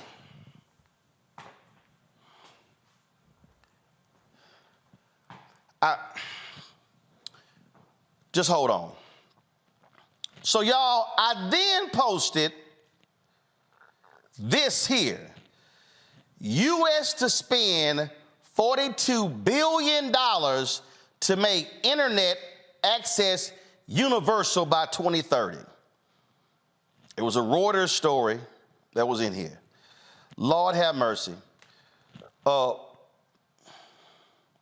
This fool goes, as much as I love, let's say my mama, if she's wrong about something, that's just what it is. Kamala has not and will not do anything to benefit Black Americans specifically and that's the problem. This internet thing is bullshit. Run us reparations. I go, this is stupid. Congress appropriates money, not the VP. Okay, hold up. Y'all, I'm not done. Because I just want y'all to understand what I deal with here. Same person goes, we are grown, your low vibrational energy speaks volumes, you are doing too much. No one over here is stupid, but if it makes you feel better as a grown woman to go around calling people stupid, okay, you are stuck on whatever you're on, and that's causing you to have a lack of understanding. No, I can actually read. You know, and so then we go over here, and then I got somebody who says, asked about the contracts, and then somebody went, why is it that, okay, hold up, I gotta find this one, y'all, because I thought this one was too funny. I love this one here. Person goes, the overall majority of the U.S. population that's black lives in urban areas which already have options when it comes to the internet. For those of us that live in rural areas, we're having to wait for 7 more years to get access to what was legislated in 1989's Cable TV Act, which provides the most connected high-speed internet access to subscribers by number. Tell us again how this benefits black people. You're not waiting. Then, I love this one here. Seriously, if you can't afford internet, you have more pressing issues. That's a good point. Now, I love this one here. Y'all. Roland making excuses for his homegirl. Black folks want things specific for us as requested. This internet thing includes everyone else, so this isn't something for black folks to get excited about as much if she had us in mind. Y'all, these are actually real comments. So let me go to my panel. So, I don't know who's sitting here calling me. I'm in the middle of the show, y'all. Here's the thing that's killing me, Reese. This woman said, I do pay attention, and the things are not getting addressed I care about, like black maternal health. Hasn't that been one of the biggest things that the vice president has been focusing on? Yes. Okay. Then the same woman said she's concerned about truth in education. Didn't the vice president travel to Jacksonville to light up Ron DeSantis and the Republicans for trying to get rid of black history and books in schools? Yes. Okay. The woman said her issue was about appraisals for homes. I swear I heard the vice president announce the administration's plans to deal with racism in appraisals, as well as HUD and the DOJ announcing the crackdown on redlining. Or did I just mistake that?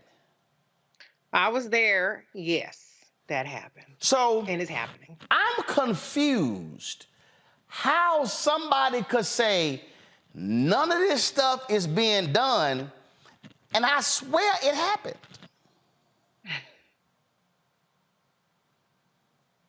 Any thoughts? I honestly thought that was parody because the irony of listing literally Vice President Kamala Harris's portfolio as things that she is not doing, that you're supposedly paying attention to and that you supposedly care about, is unhinged. if you were being serious and belligerently ignorant.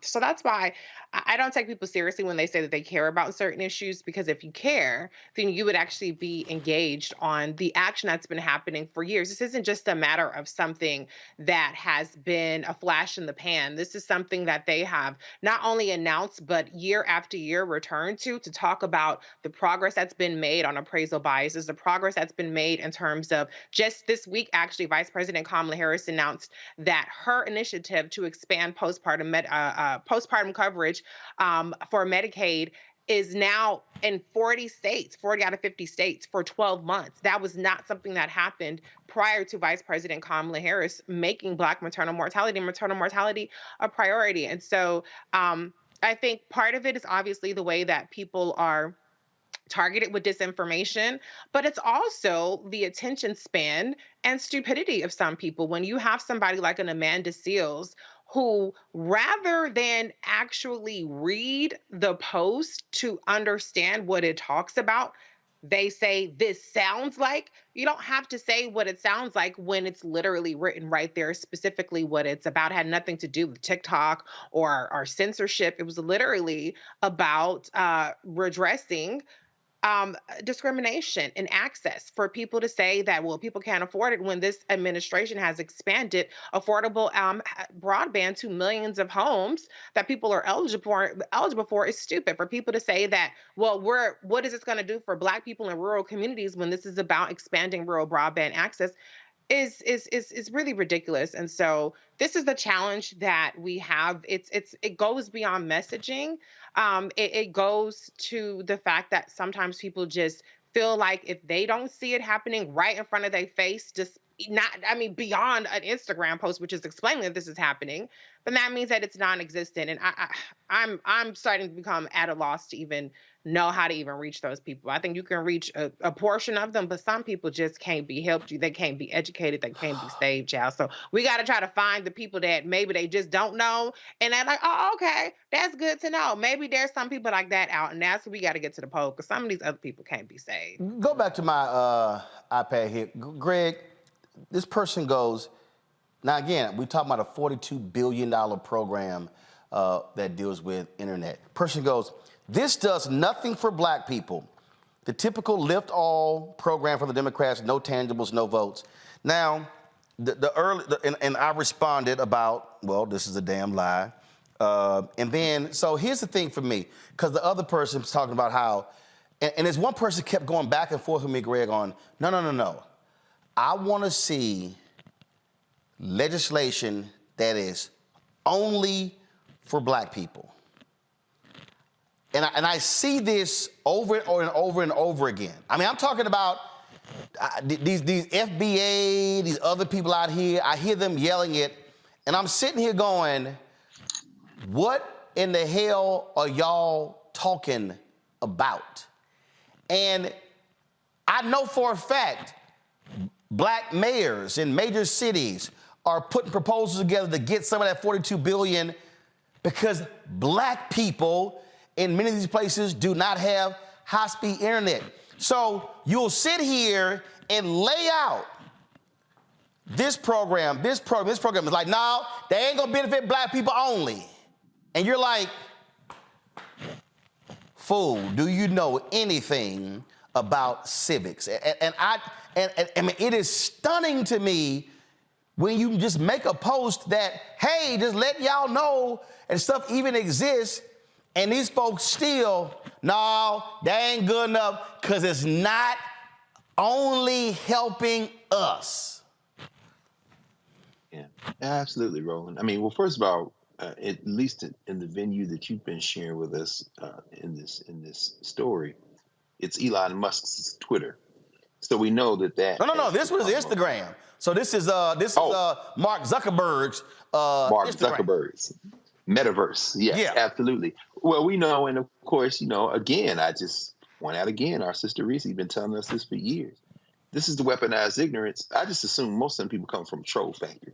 When anytime I see tangibles now or anything like that, I assume that's a troll. Now, you being the keyboard warrior that you are, social media sniper that you are, the Omar little of the internet, you're gonna take your time and just body them all. It don't matter. Now, in the case of Amanda Seals, yeah, that's a little disturbing. But I kind of understand that too, because there are people, and there will be people who probably rip this segment and post it on their shows on YouTube and other places to try to attack this as caping for the Democrats, because they are pretty much consistent ideologues. So really, policymaking doesn't matter, except of course when they go to work and exercise their benefits, and So these are the kind of keyboard warriors who love being radicals from the safety of their well-resourced jobs and with benefits. But that aside, much of this is just weaponized ignorance. Now, thinking about this infrastructure bill that passed, I just came up to Philly on Amtrak,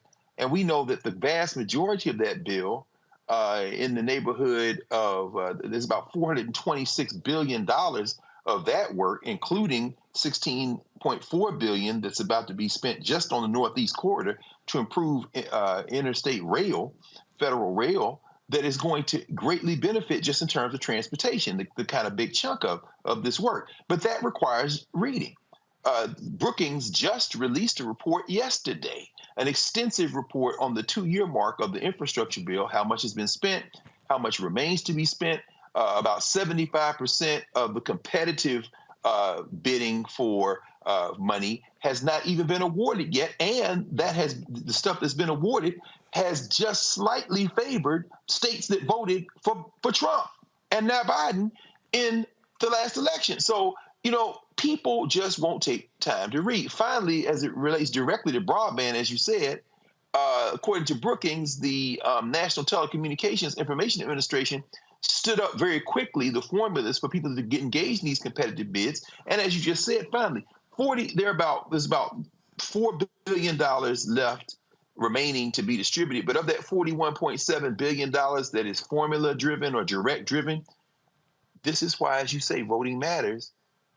That stuff goes strictly and directly to the states. Now, if you don't want your money, our tax money that's going to your state, held hostage by some white nationalists in the state house or with a supermajority in the legislature that can mess this up, then you've got yourself to blame. And these Negroes who are real, who are in there fighting with you in social media, guess what? If you live in the South, don't point at the White House, point at the state house. And my only question for them is, did you vote? Then be quiet. Lauren, the reason I'm taking my time to do this is because I really love, first of all, what Greg just laid out there. So people always talk about, well, who's going to get the contracts? Well, first and foremost, fool. And I'm saying fool, and I know Cleo's always saying, Roland, you shouldn't be calling people fools, and they're frustrated, and, PTSD and all that. No, I'm saying fool because what pisses me off is on this show, we literally have a segment called Where's Our Money? And we are constantly talking about contracts and talking about taking down barriers. And the reality is what Greg is talking about, yes. The point is, do we have the firms out there that drop fiber optic cables, that do that? Y'all, beauticians and barbers can't do this, okay? They can't do it. And so when we're talking about how do we build, we literally have a segment called Marketplace that focuses on Black-owned businesses. And what just drives me crazy, and again, I want all y'all Negroes, especially Dumb Red and Kodak Black, and I can go on and on, a whole bunch of, I saw some other Azealia Banks and all y'all running around talking about Trump and checks. Let me explain to y'all, under Trump, they bundled contracts, meaning only major firms could afford to bid on them. Biden administration, because I talked to the head of the Small Business Administration. I talked to the head of the Minority Business Development Agency. They're unbundling the contracts. Because when you're small, you can't bid on a large contract. So for all y'all who thought, ooh, there were glory days when Trump was there and we were just getting them stimulus checks, you ain't gonna be getting no contracts. because they're going to bundle them back for the big donors. We can't afford to get those. This right here, Lauren, is the minutia of policy. This right here, we talk about watching how the sausage is being made versus simply eating it. This right here is what a lot of black folks are going to have to understand. There is a difference between when Democrats are in control of the House and a Bobby Scott of Virginia, congressman, is chair of the subcommittee.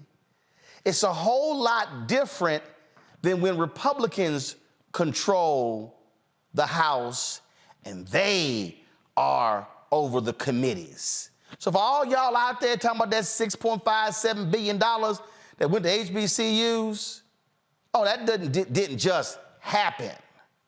There was somebody who was in the chair who was making those things happen. And he was a brother, alpha brother, but he was a brother. But then they say, Lauren, did nothing get done. I ain't seen it. This has just been a waste of our vote. Yeah, you know, I certainly think people globally realize that the Republican Party is in another era, an era really that, of course, does not include the, you know, conservative Reagan era. We're out of that, and we're into something that's, you know, obviously steering close to fascism. But as somebody who was, you know, watching the David Brinkley show when I was like, you know, 10 years old and watching Bob Maynard in the panel with David Brinkley, I never considered myself a normal person. And I think in terms of the way I pay attention to politics, which is on a very minute, micro level, I've always recognized, I think we have to recognize that most people are not doing that. Most people are not living sort of a life where you're paying attention. Oh, absolutely. Absolutely. I agree with that 100%. My problem is when you actually show them the facts and you get, oh, that's bullshit. They ain't helping us. Yeah. I say that to say that, you know, we have to be, I think, always mindful of the fact that most people are not college educated in this country. Most people are not in the Boule. Most people are not Greek. Most people are not, have never been in a college class. First of all, hold up. Just hold up. Just because you mentioned not in the Boule. Let me just help you right there. It's 5,000 people in the Boule. Right. That's it. All y'all, I love all these Negroes be hollering, Boule, Boule, Boule, Boule. It's 5,000. Do y'all, just for all y'all folk out there who holler the Boule, it's about 200,000 alphas. And you about to say Omegas, Kappas, is more Prince Hall Masons. It's 5,000 people in the Boule. And it's about having a good time. But this is I get all that, Lauren. My problem is when you literally show folk and say, no, this happened. They ain't happened. How? She actually made an announcement like that. Like, it actually came out her mouth. It came out of his mouth. Well, if it ain't just for us. Like, I get that all the time. They literally want funding bills only for black people, Lauren. I get that all the time. Where our bill? And I'm like, where our hate crime bill? There's been actually three hate crime bills in history that have been specifically black people. Anyway, I just... Well, the George Floyd bill actually did pass the House and, of course, was stuck in the Senate. I'm sorry, say it again? The George Floyd bill passed the House in 2021 and, of course... I'm sorry, hold up. Who was over the House then? In 2021, obviously, the president, what would you say, over the House? So, obviously, the House was controlled by Democrats. So, hold on. So, you telling me the George Floyd Justice Act actually passed the House? Mm-hmm. Okay. Yeah. I think the bill that everybody thinks about is the Asian hate crimes bill, which of course passed because of COVID, and we had a big spike in hate crimes against But it Asian also Americans. wasn't called the Asian hate crime bill. Yeah, I know. So if I It was get called the this out, COVID-19 Hate Act. 19 Hate Crimes Act. I know that. So it was called the COVID-19 Hate Crimes Act. And it was an absolute bullshit bill. Yeah, it focused on, of course, DOJ, and actually it focused on law enforcement. No. It focused on creating a database, and it created one job in the DOJ that lasted a year. Yeah, and Grace Meng, who is the Congresswoman from Queens, Grace Meng got $30 million to sort of, for that. She got $30 million appropriated for that bill that was really funneling money into community groups that that really sort of dealt with the issue of hate crimes. Okay. Oh, stop. Hold on. Whoa. $30 million to community groups. Not $30 million to Asian groups.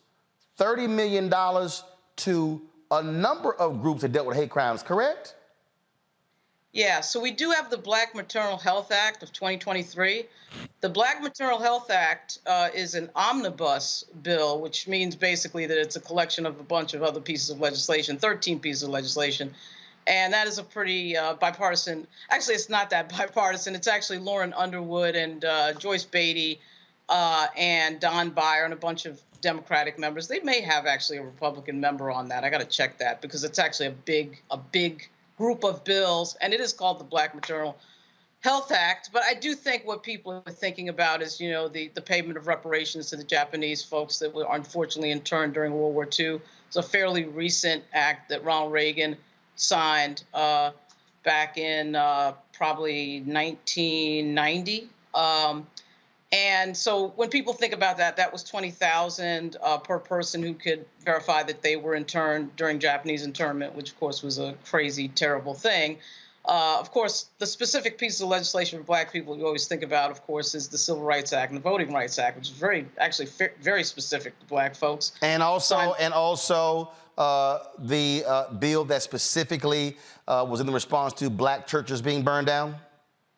Right. Then you also had the Matthew Shepard, James Byrd Hate Crime Act. And also we had something called the Never Again Education Act, which Carolyn Maloney did in 2020, which was a Holocaust education bill, which was very specific to effectively what they did was they allowed the Holocaust Museum, which is in Washington, is an incredible Holocaust museum in Washington, for them to direct certain monies to educational programs for the Holocaust. So that was like some very specific things to specific groups. But, you know, if we had a Congress, obviously, it was controlled by the Democrats, particularly in the Senate. Senate is running so close. Usually when last time Democrats controlled the House, it was by less than 10 members. But if you had, you know, a few more Democrats in the Senate, you'd probably get something passed like the Black Maternal Health Act. That's a major piece. Right. I mean, but I want people to understand, Reese, that there are bills that are passed in Congress. There are billions and billions of dollars that Black people can access. It does not have to say Black Internet Bill. I mean, apparently it does. I mean, if you see an ice cream truck and they're giving out free ice cream, are you going to be like, oh, it's white people in line? That ain't just for Black people. No, you're going to get your ass in line. You're going to get you some free ice cream, right? Like, hello? I just think this whole idea that it has to be exclusionary in order for us to benefit when things are actually designed to exclude us without saying excluding Black people, it's just really ass backwards, because the people on the other side, they find a way to make sure that we don't benefit. They find a way to make sure that we do not have upward mobility. Look at what the Supreme Court just did around affirmative action this past term. And so it's very short-sighted. It's very small-minded. And I think the chaos agents and the people that really target us with disinformation do a good job of making it seem like all these other people are getting something that we're not. as well as convincing us that if we're not the only ones to get it, it doesn't count. And I just think it's very detrimental for the Black community, because what it serves to do is it serves to keep people disengaged, disillusioned, and then that obviously benefits one party significantly more than the other. And so there are people who revel in being belligerently ignorant. People don't just say, oh, I don't know nothing about that anymore. People will look you dead in your face and tell you that something is happening as you are explaining to them that it's happening. And those are the people that are just energy drains.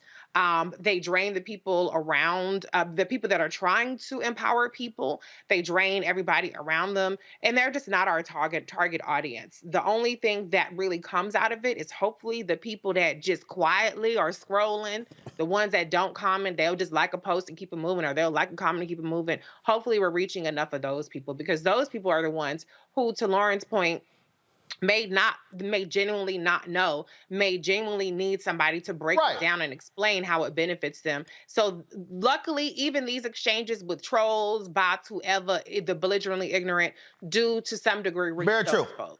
Well, Greg, I knew I had to find this one. This is going to be the last one here. So Jamel Hill commented on my post here, and she mentioned about seniors paying $35 for insulin, talking about diabetes. She said that something that specifically impacts our community.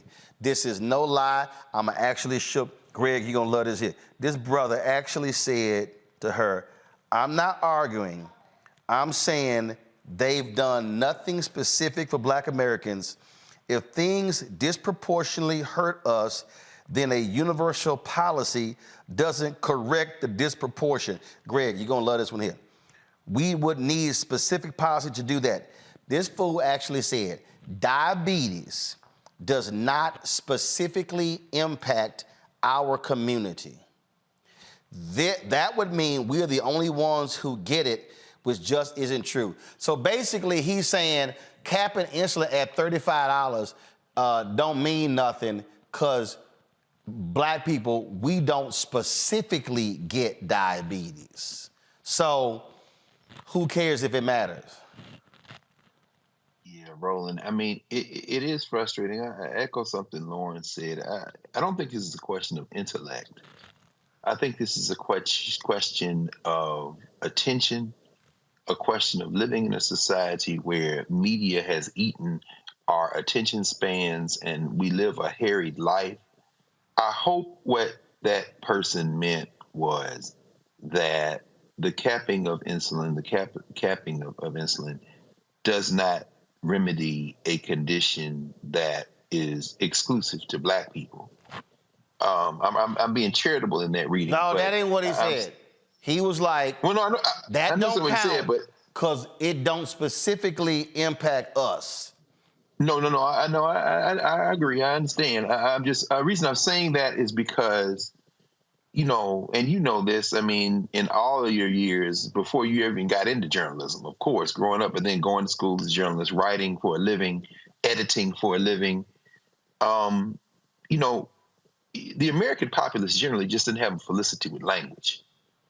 There's a sloppiness at every level and every valence, quite frankly. And I don't want to get too deep into that. Well, I guess what I'm really trying to get down to is this. You know, Justin Jones was in D.C. the other day for the Democracy Summit, the thing that Nicole Hannah-Jones does at Howard. And one of the things that he said was that in these southern states, what you see is these white nationalists really pass legislation at the state level that they're going to try to nationalize. And of course, that's no secret what he's saying. But when you don't participate in the political process as it exists, not the one we wish we had, I'm absolutely not only sympathetic to, but in full agreement with the socialists, even the communists who say, you know, universal health care, universal basic income, things that the Republicans used to support decades ago. And then Martin Luther King talked about, as you remind us over and over again in books like Where Do We Go From Here? But that's not the system we have today. Now, is that a system we can build toward? Absolutely. I think ultimately that will be something that if we have any hope as a species, we've got to go in that direction. But that's not what exists in November 2023. In the two-party system that we live in now, you've got to fight the battle on the battlefield that you have now. And this is where I think what we're witnessing here that you're walking us through becomes very important to pay very close attention to. When you don't engage in the political process, even in a state like Mississippi, where you have at least 40% black folk, and Elvis Presley's second cousin made the best showing a Democrat has made since 1999, but still couldn't win. And I'm taking that with a caveat, realizing that they set him up to run out of ballots in Hinds County and Jackson, this kind of thing. When you don't participate in Louisiana, where at least a third of the people there are black, when you don't engage in the political process in Alabama or Tennessee, then you can't expect things that will not only intervene to improve everyone's life and make it better, you can't expect those things to happen. I'll end with this. You know, there are people who wish black people all of the hell in the world who live in the United States. But I'm going to say this, and it may be a little unsettling for some people.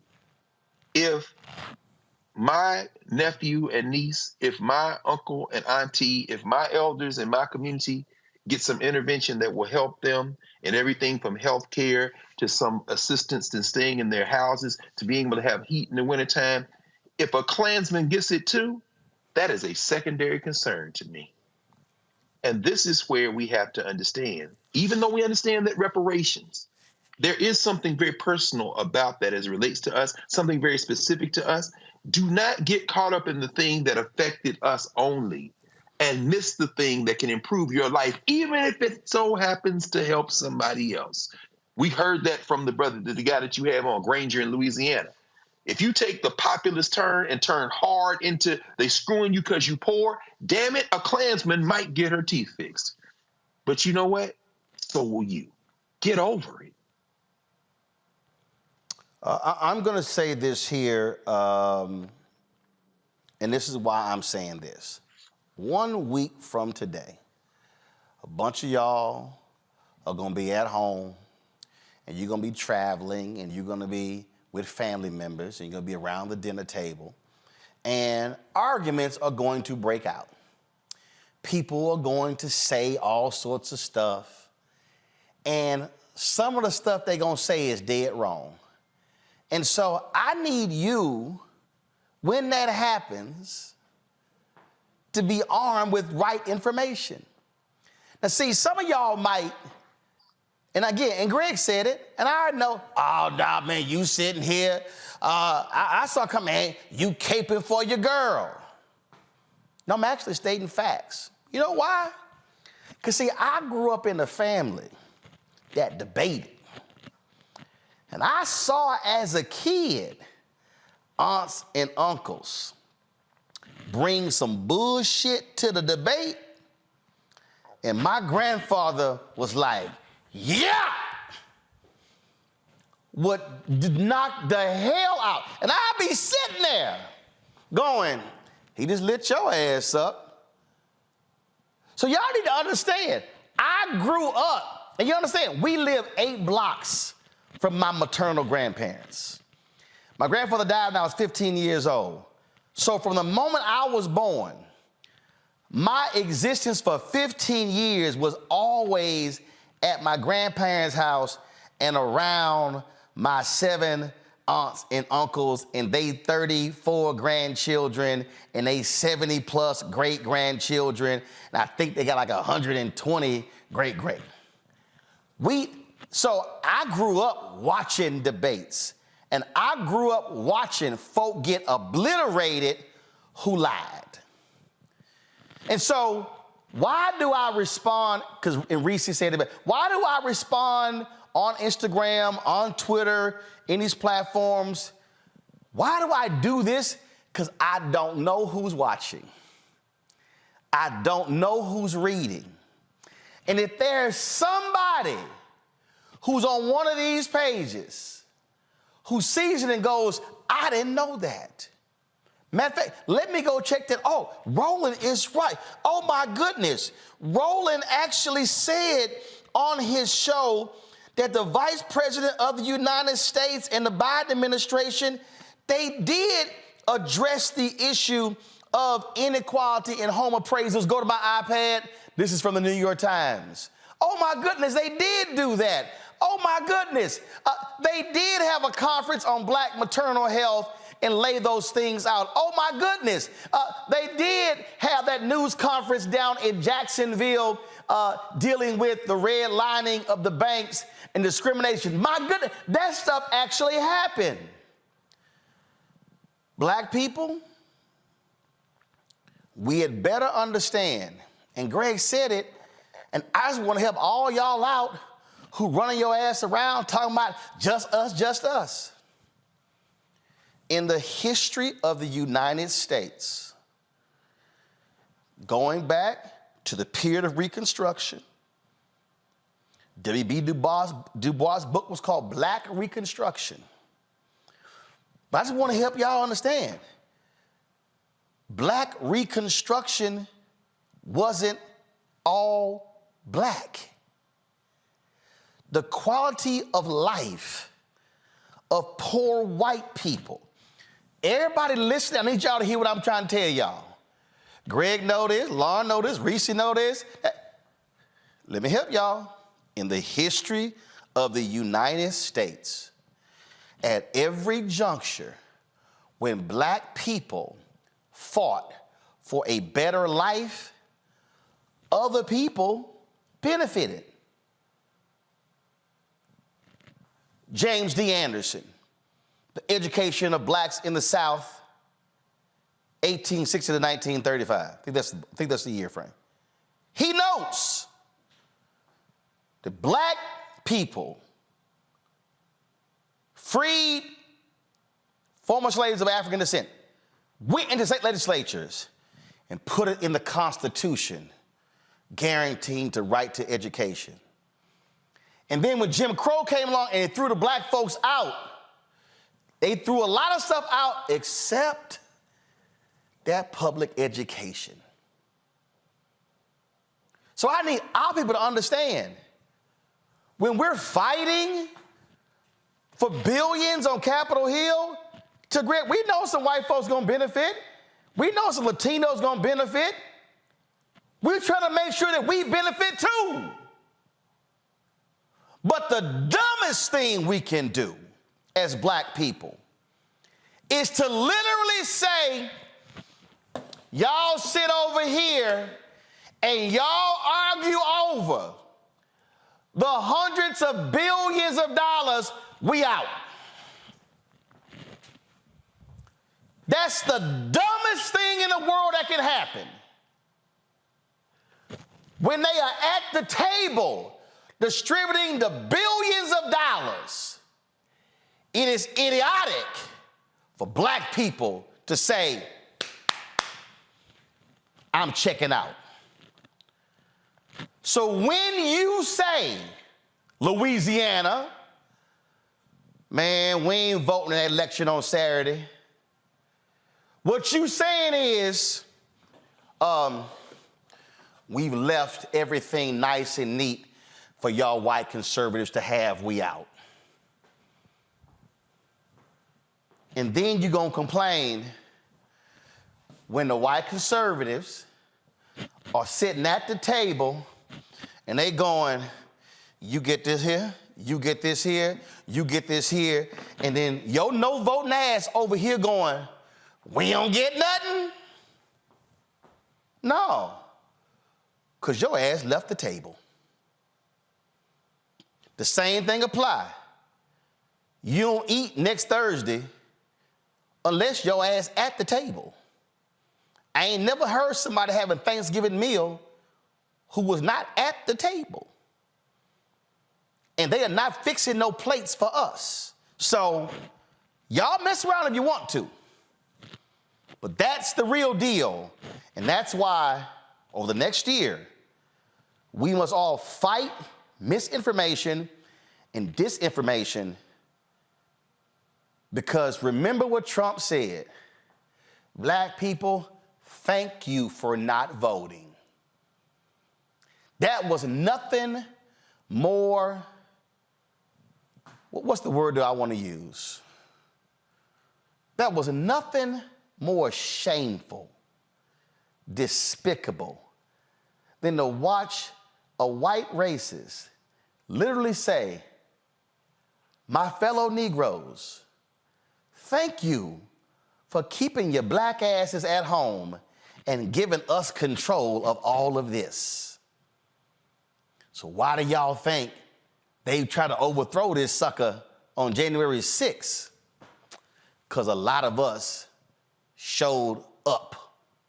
And he wasn't thanking us in 2020. Final comments, Lauren, you first.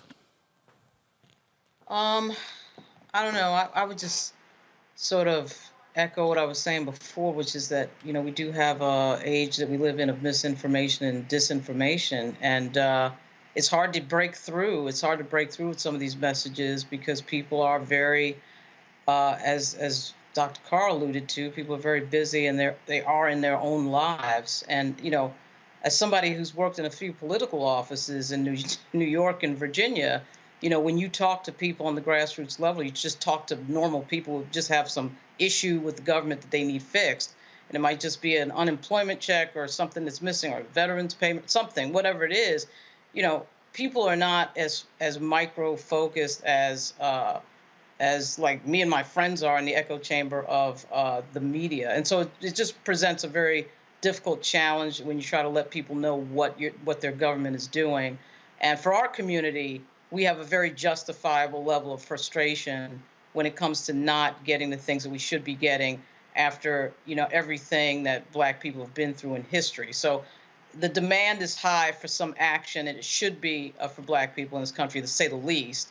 And it's just hard to get to the people who really need to hear the message, who may not be paying attention to every micro conversation on some, you know, political talk show. So it's a huge challenge, and it does require a lot of thinking and a lot of strategic action on the part of people who want to communicate to that audience. Racy?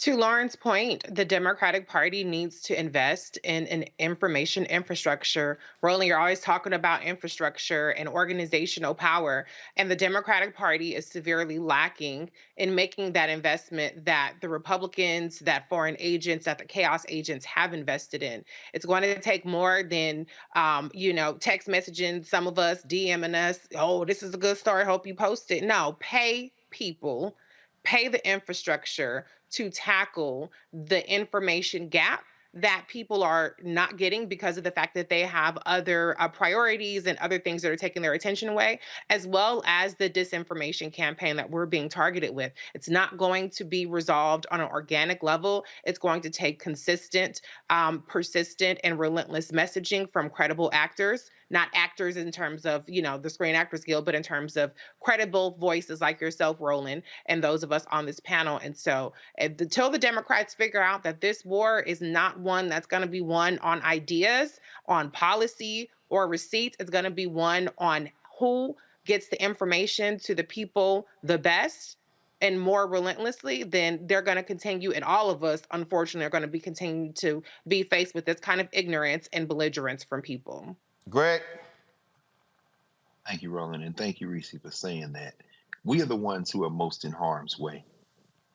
Every 2 weeks out of my little HBCU professor check, taxes are taken out. FICA is taken out. My Social Security at 58 years of age does not go into a savings account for me to get when I retire. It's going to pay the people who are now have worked all their lives who are getting it now. There are open white nationalists in the federal legislature. Christian fascist nationalists like Johnson, the Speaker of the House, who would love nothing more than to eviscerate Social Security for the people who are getting the money that I pay into it now, and for me in the future if I live that long. Cassidy Hutchinson, a nice young white woman in the White House, now making millions of dollars off of a book because she suddenly has a change of heart and conscience, was in the damn White House when my tax money was used to gas protesters right there in front of the White House in the summer of 2020, when my tax money was used to pay for all types of fascists like Stephen Miller, who has a white fever dream of getting rid of all of us. And if Donald Trump gets back in the White House, he has already said a few days ago that they're going to deport people by the millions and put them in the equivalent of camps, of prisons, open air prisons, like Gaza. But the point is this: if that's not enough to make you say, let me get involved, then quite frankly, you're not just putting yourself in harm's way. You put my family in harm's way. You putting Lauren and Reese's family, you putting Roland's family in harm's way. You putting all the rest of our family in harm's way. And that means as much as well-meaning and as frustrated as you are, as Lauren says, you're an enemy of yourself, not just us. Are you really going to commit that kind of suicide while these white folk take your tax money and laugh it off and then get past it and act like they have a change of heart and make a few million more dollars? That should infuriate you. And if that doesn't infuriate you, then you should look in the mirror and ask yourself what does. Folks, I'm telling you what we're going to do. We're going to keep doing this. We're going to keep telling y'all what the real deal is. We're going to tell you when I think when Biden and Harris screw up. We're going to tell you when they do something right. And we're going to tell you when Congress is also doing things to benefit us.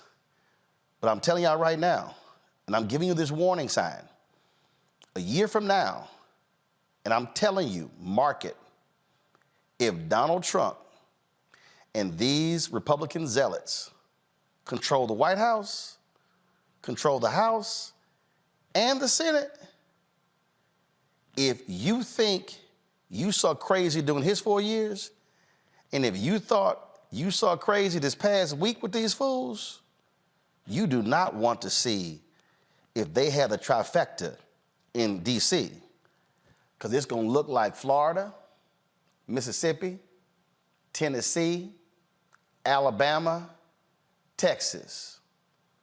Tell me how that's gone for black folks. Lauren, Greg, Reese, I appreciate y'all being on today's show. Thank you so very much. Greg and Reese, hate y'all missed the party on Tuesday. We had a good time. Reese, there's still a bunch of alcohol left you want to drink, so let us know. You've been busy going to concerts all over the place. Yeah. Oh no. Yeah. My hubby had a town. He's a commissioner. He's an elected official. That's why I believe in voting, child, because he's a politician. So I unfortunately I couldn't make the party, get my drink on. But happy belated birthday, Roland. I'm gonna get some of that liquor. Yeah, I know you gonna slide by. And Greg, we still got the shirt here. Shirt. When you come on by, and I gotta bring you a gift. Get your Tennessee State shirt, so come on by. Lauren dropped by. She had a good time with it, so yeah. You know she packed the plate when she left too, so. No question. Yeah. Home training, the double nickel, baby. Happy belated. There'll be no show next Thursday, so happy Thanksgiving to y'all. Hope y'all have a great time, and there are limited arguments at your dinner table. Well, am I tripping? You can argue with am I tripping? How about that? Okay, all right. You can argue with your card game, but let me be real clear. Lauren might have that New York Yankees red cap. We know they losers, no, they're not. But y'all know they're always winners. Win. Well, they just won the Cy Young Award. I see that. 24 championships. Yeah. You got to go dig in them crates for those, because y'all ain't done nothing in the past decade. All right, y'all have a great Thanksgiving. Enjoy the family. Again, any MAGA hats come to the party, they're not welcome. Right. That's right. Y'all take care. Folks, that's it. I'm going to see y'all tomorrow right here on Roland Martin Unfiltered, the Black Star Network. Don't forget to support us in what we do. Our goal is to get 20,000 of our fans contributing on average $50 each. That's $4.19 a month, 13 cents a day. Your dollars make it possible for us to do what we do. Trust me, folks, our plan is to go around this country really speaking to our people, hearing from their thoughts and concerns about this country, the election. And so we want to be able to do that. And so when you give, it matters. We are right now about $250,000 short of where we were last year. So we've got a little more than a month to make up. So please send a check and money order to P.O. Box 57196, Washington, D.C. 20037-0196. Cash App is $RM Unfiltered. PayPal R Martin Unfiltered. Venmo is RM Unfiltered. Zelle, Roland at RolandSMartin.com. Roland at RolandMartinUnfiltered.com. Be sure to download the Black Star Network app, Apple phone, Android phone, Apple TV, Android TV, Roku, Amazon Fire TV, Xbox One, Samsung Smart TV. You can also watch our 24-hour streaming channel on all available platforms. Amazon News by going to Amazon Fire. You can also tell Alexa, play news from the Black Star Network. Plex TV. Amazon Freebie, as well as Amazon Prime Video. And be sure to get a copy of my book, White Fear, How the Browning of America is Making White Folks Lose Their Minds, available at bookstores nationwide. Download the audio version on Audible. Folks, I'll see y'all tomorrow. Hold up. Should we shout out Gary Howard, one of the few Omegas I like. Gary's my man. And so Gary's birthday is today. So Gary always begging me for a shout out. So let me go ahead and give Gary a shout out. I'm gonna show him right here. Give me 1 second, y'all. Let me pull his photo up. So, you know, see, it's some Omegas I don't mind being friends with. G Howard's one of my NABJ homies. We always playing golf. And so shout out to G Howard on his birthday. All right, y'all, that's it. I'll see y'all tomorrow. But Gary know 06 runs everything. Holla! Folks, Black Star Network is here. Oh, no punches! I'm real revolutionary right now. Black power. Support this man, Black Media. He makes sure that our stories are told. Thank you for being the voice of Black America, Roland. Stay black. I love y'all. All momentum we have now, we have to keep this going. The video looks phenomenal. See, this difference between Black Star Network and Black-owned media and something like CNN. You can't be Black-owned media and be scared. It's time to be smart. Bring your eyeballs home. You dig?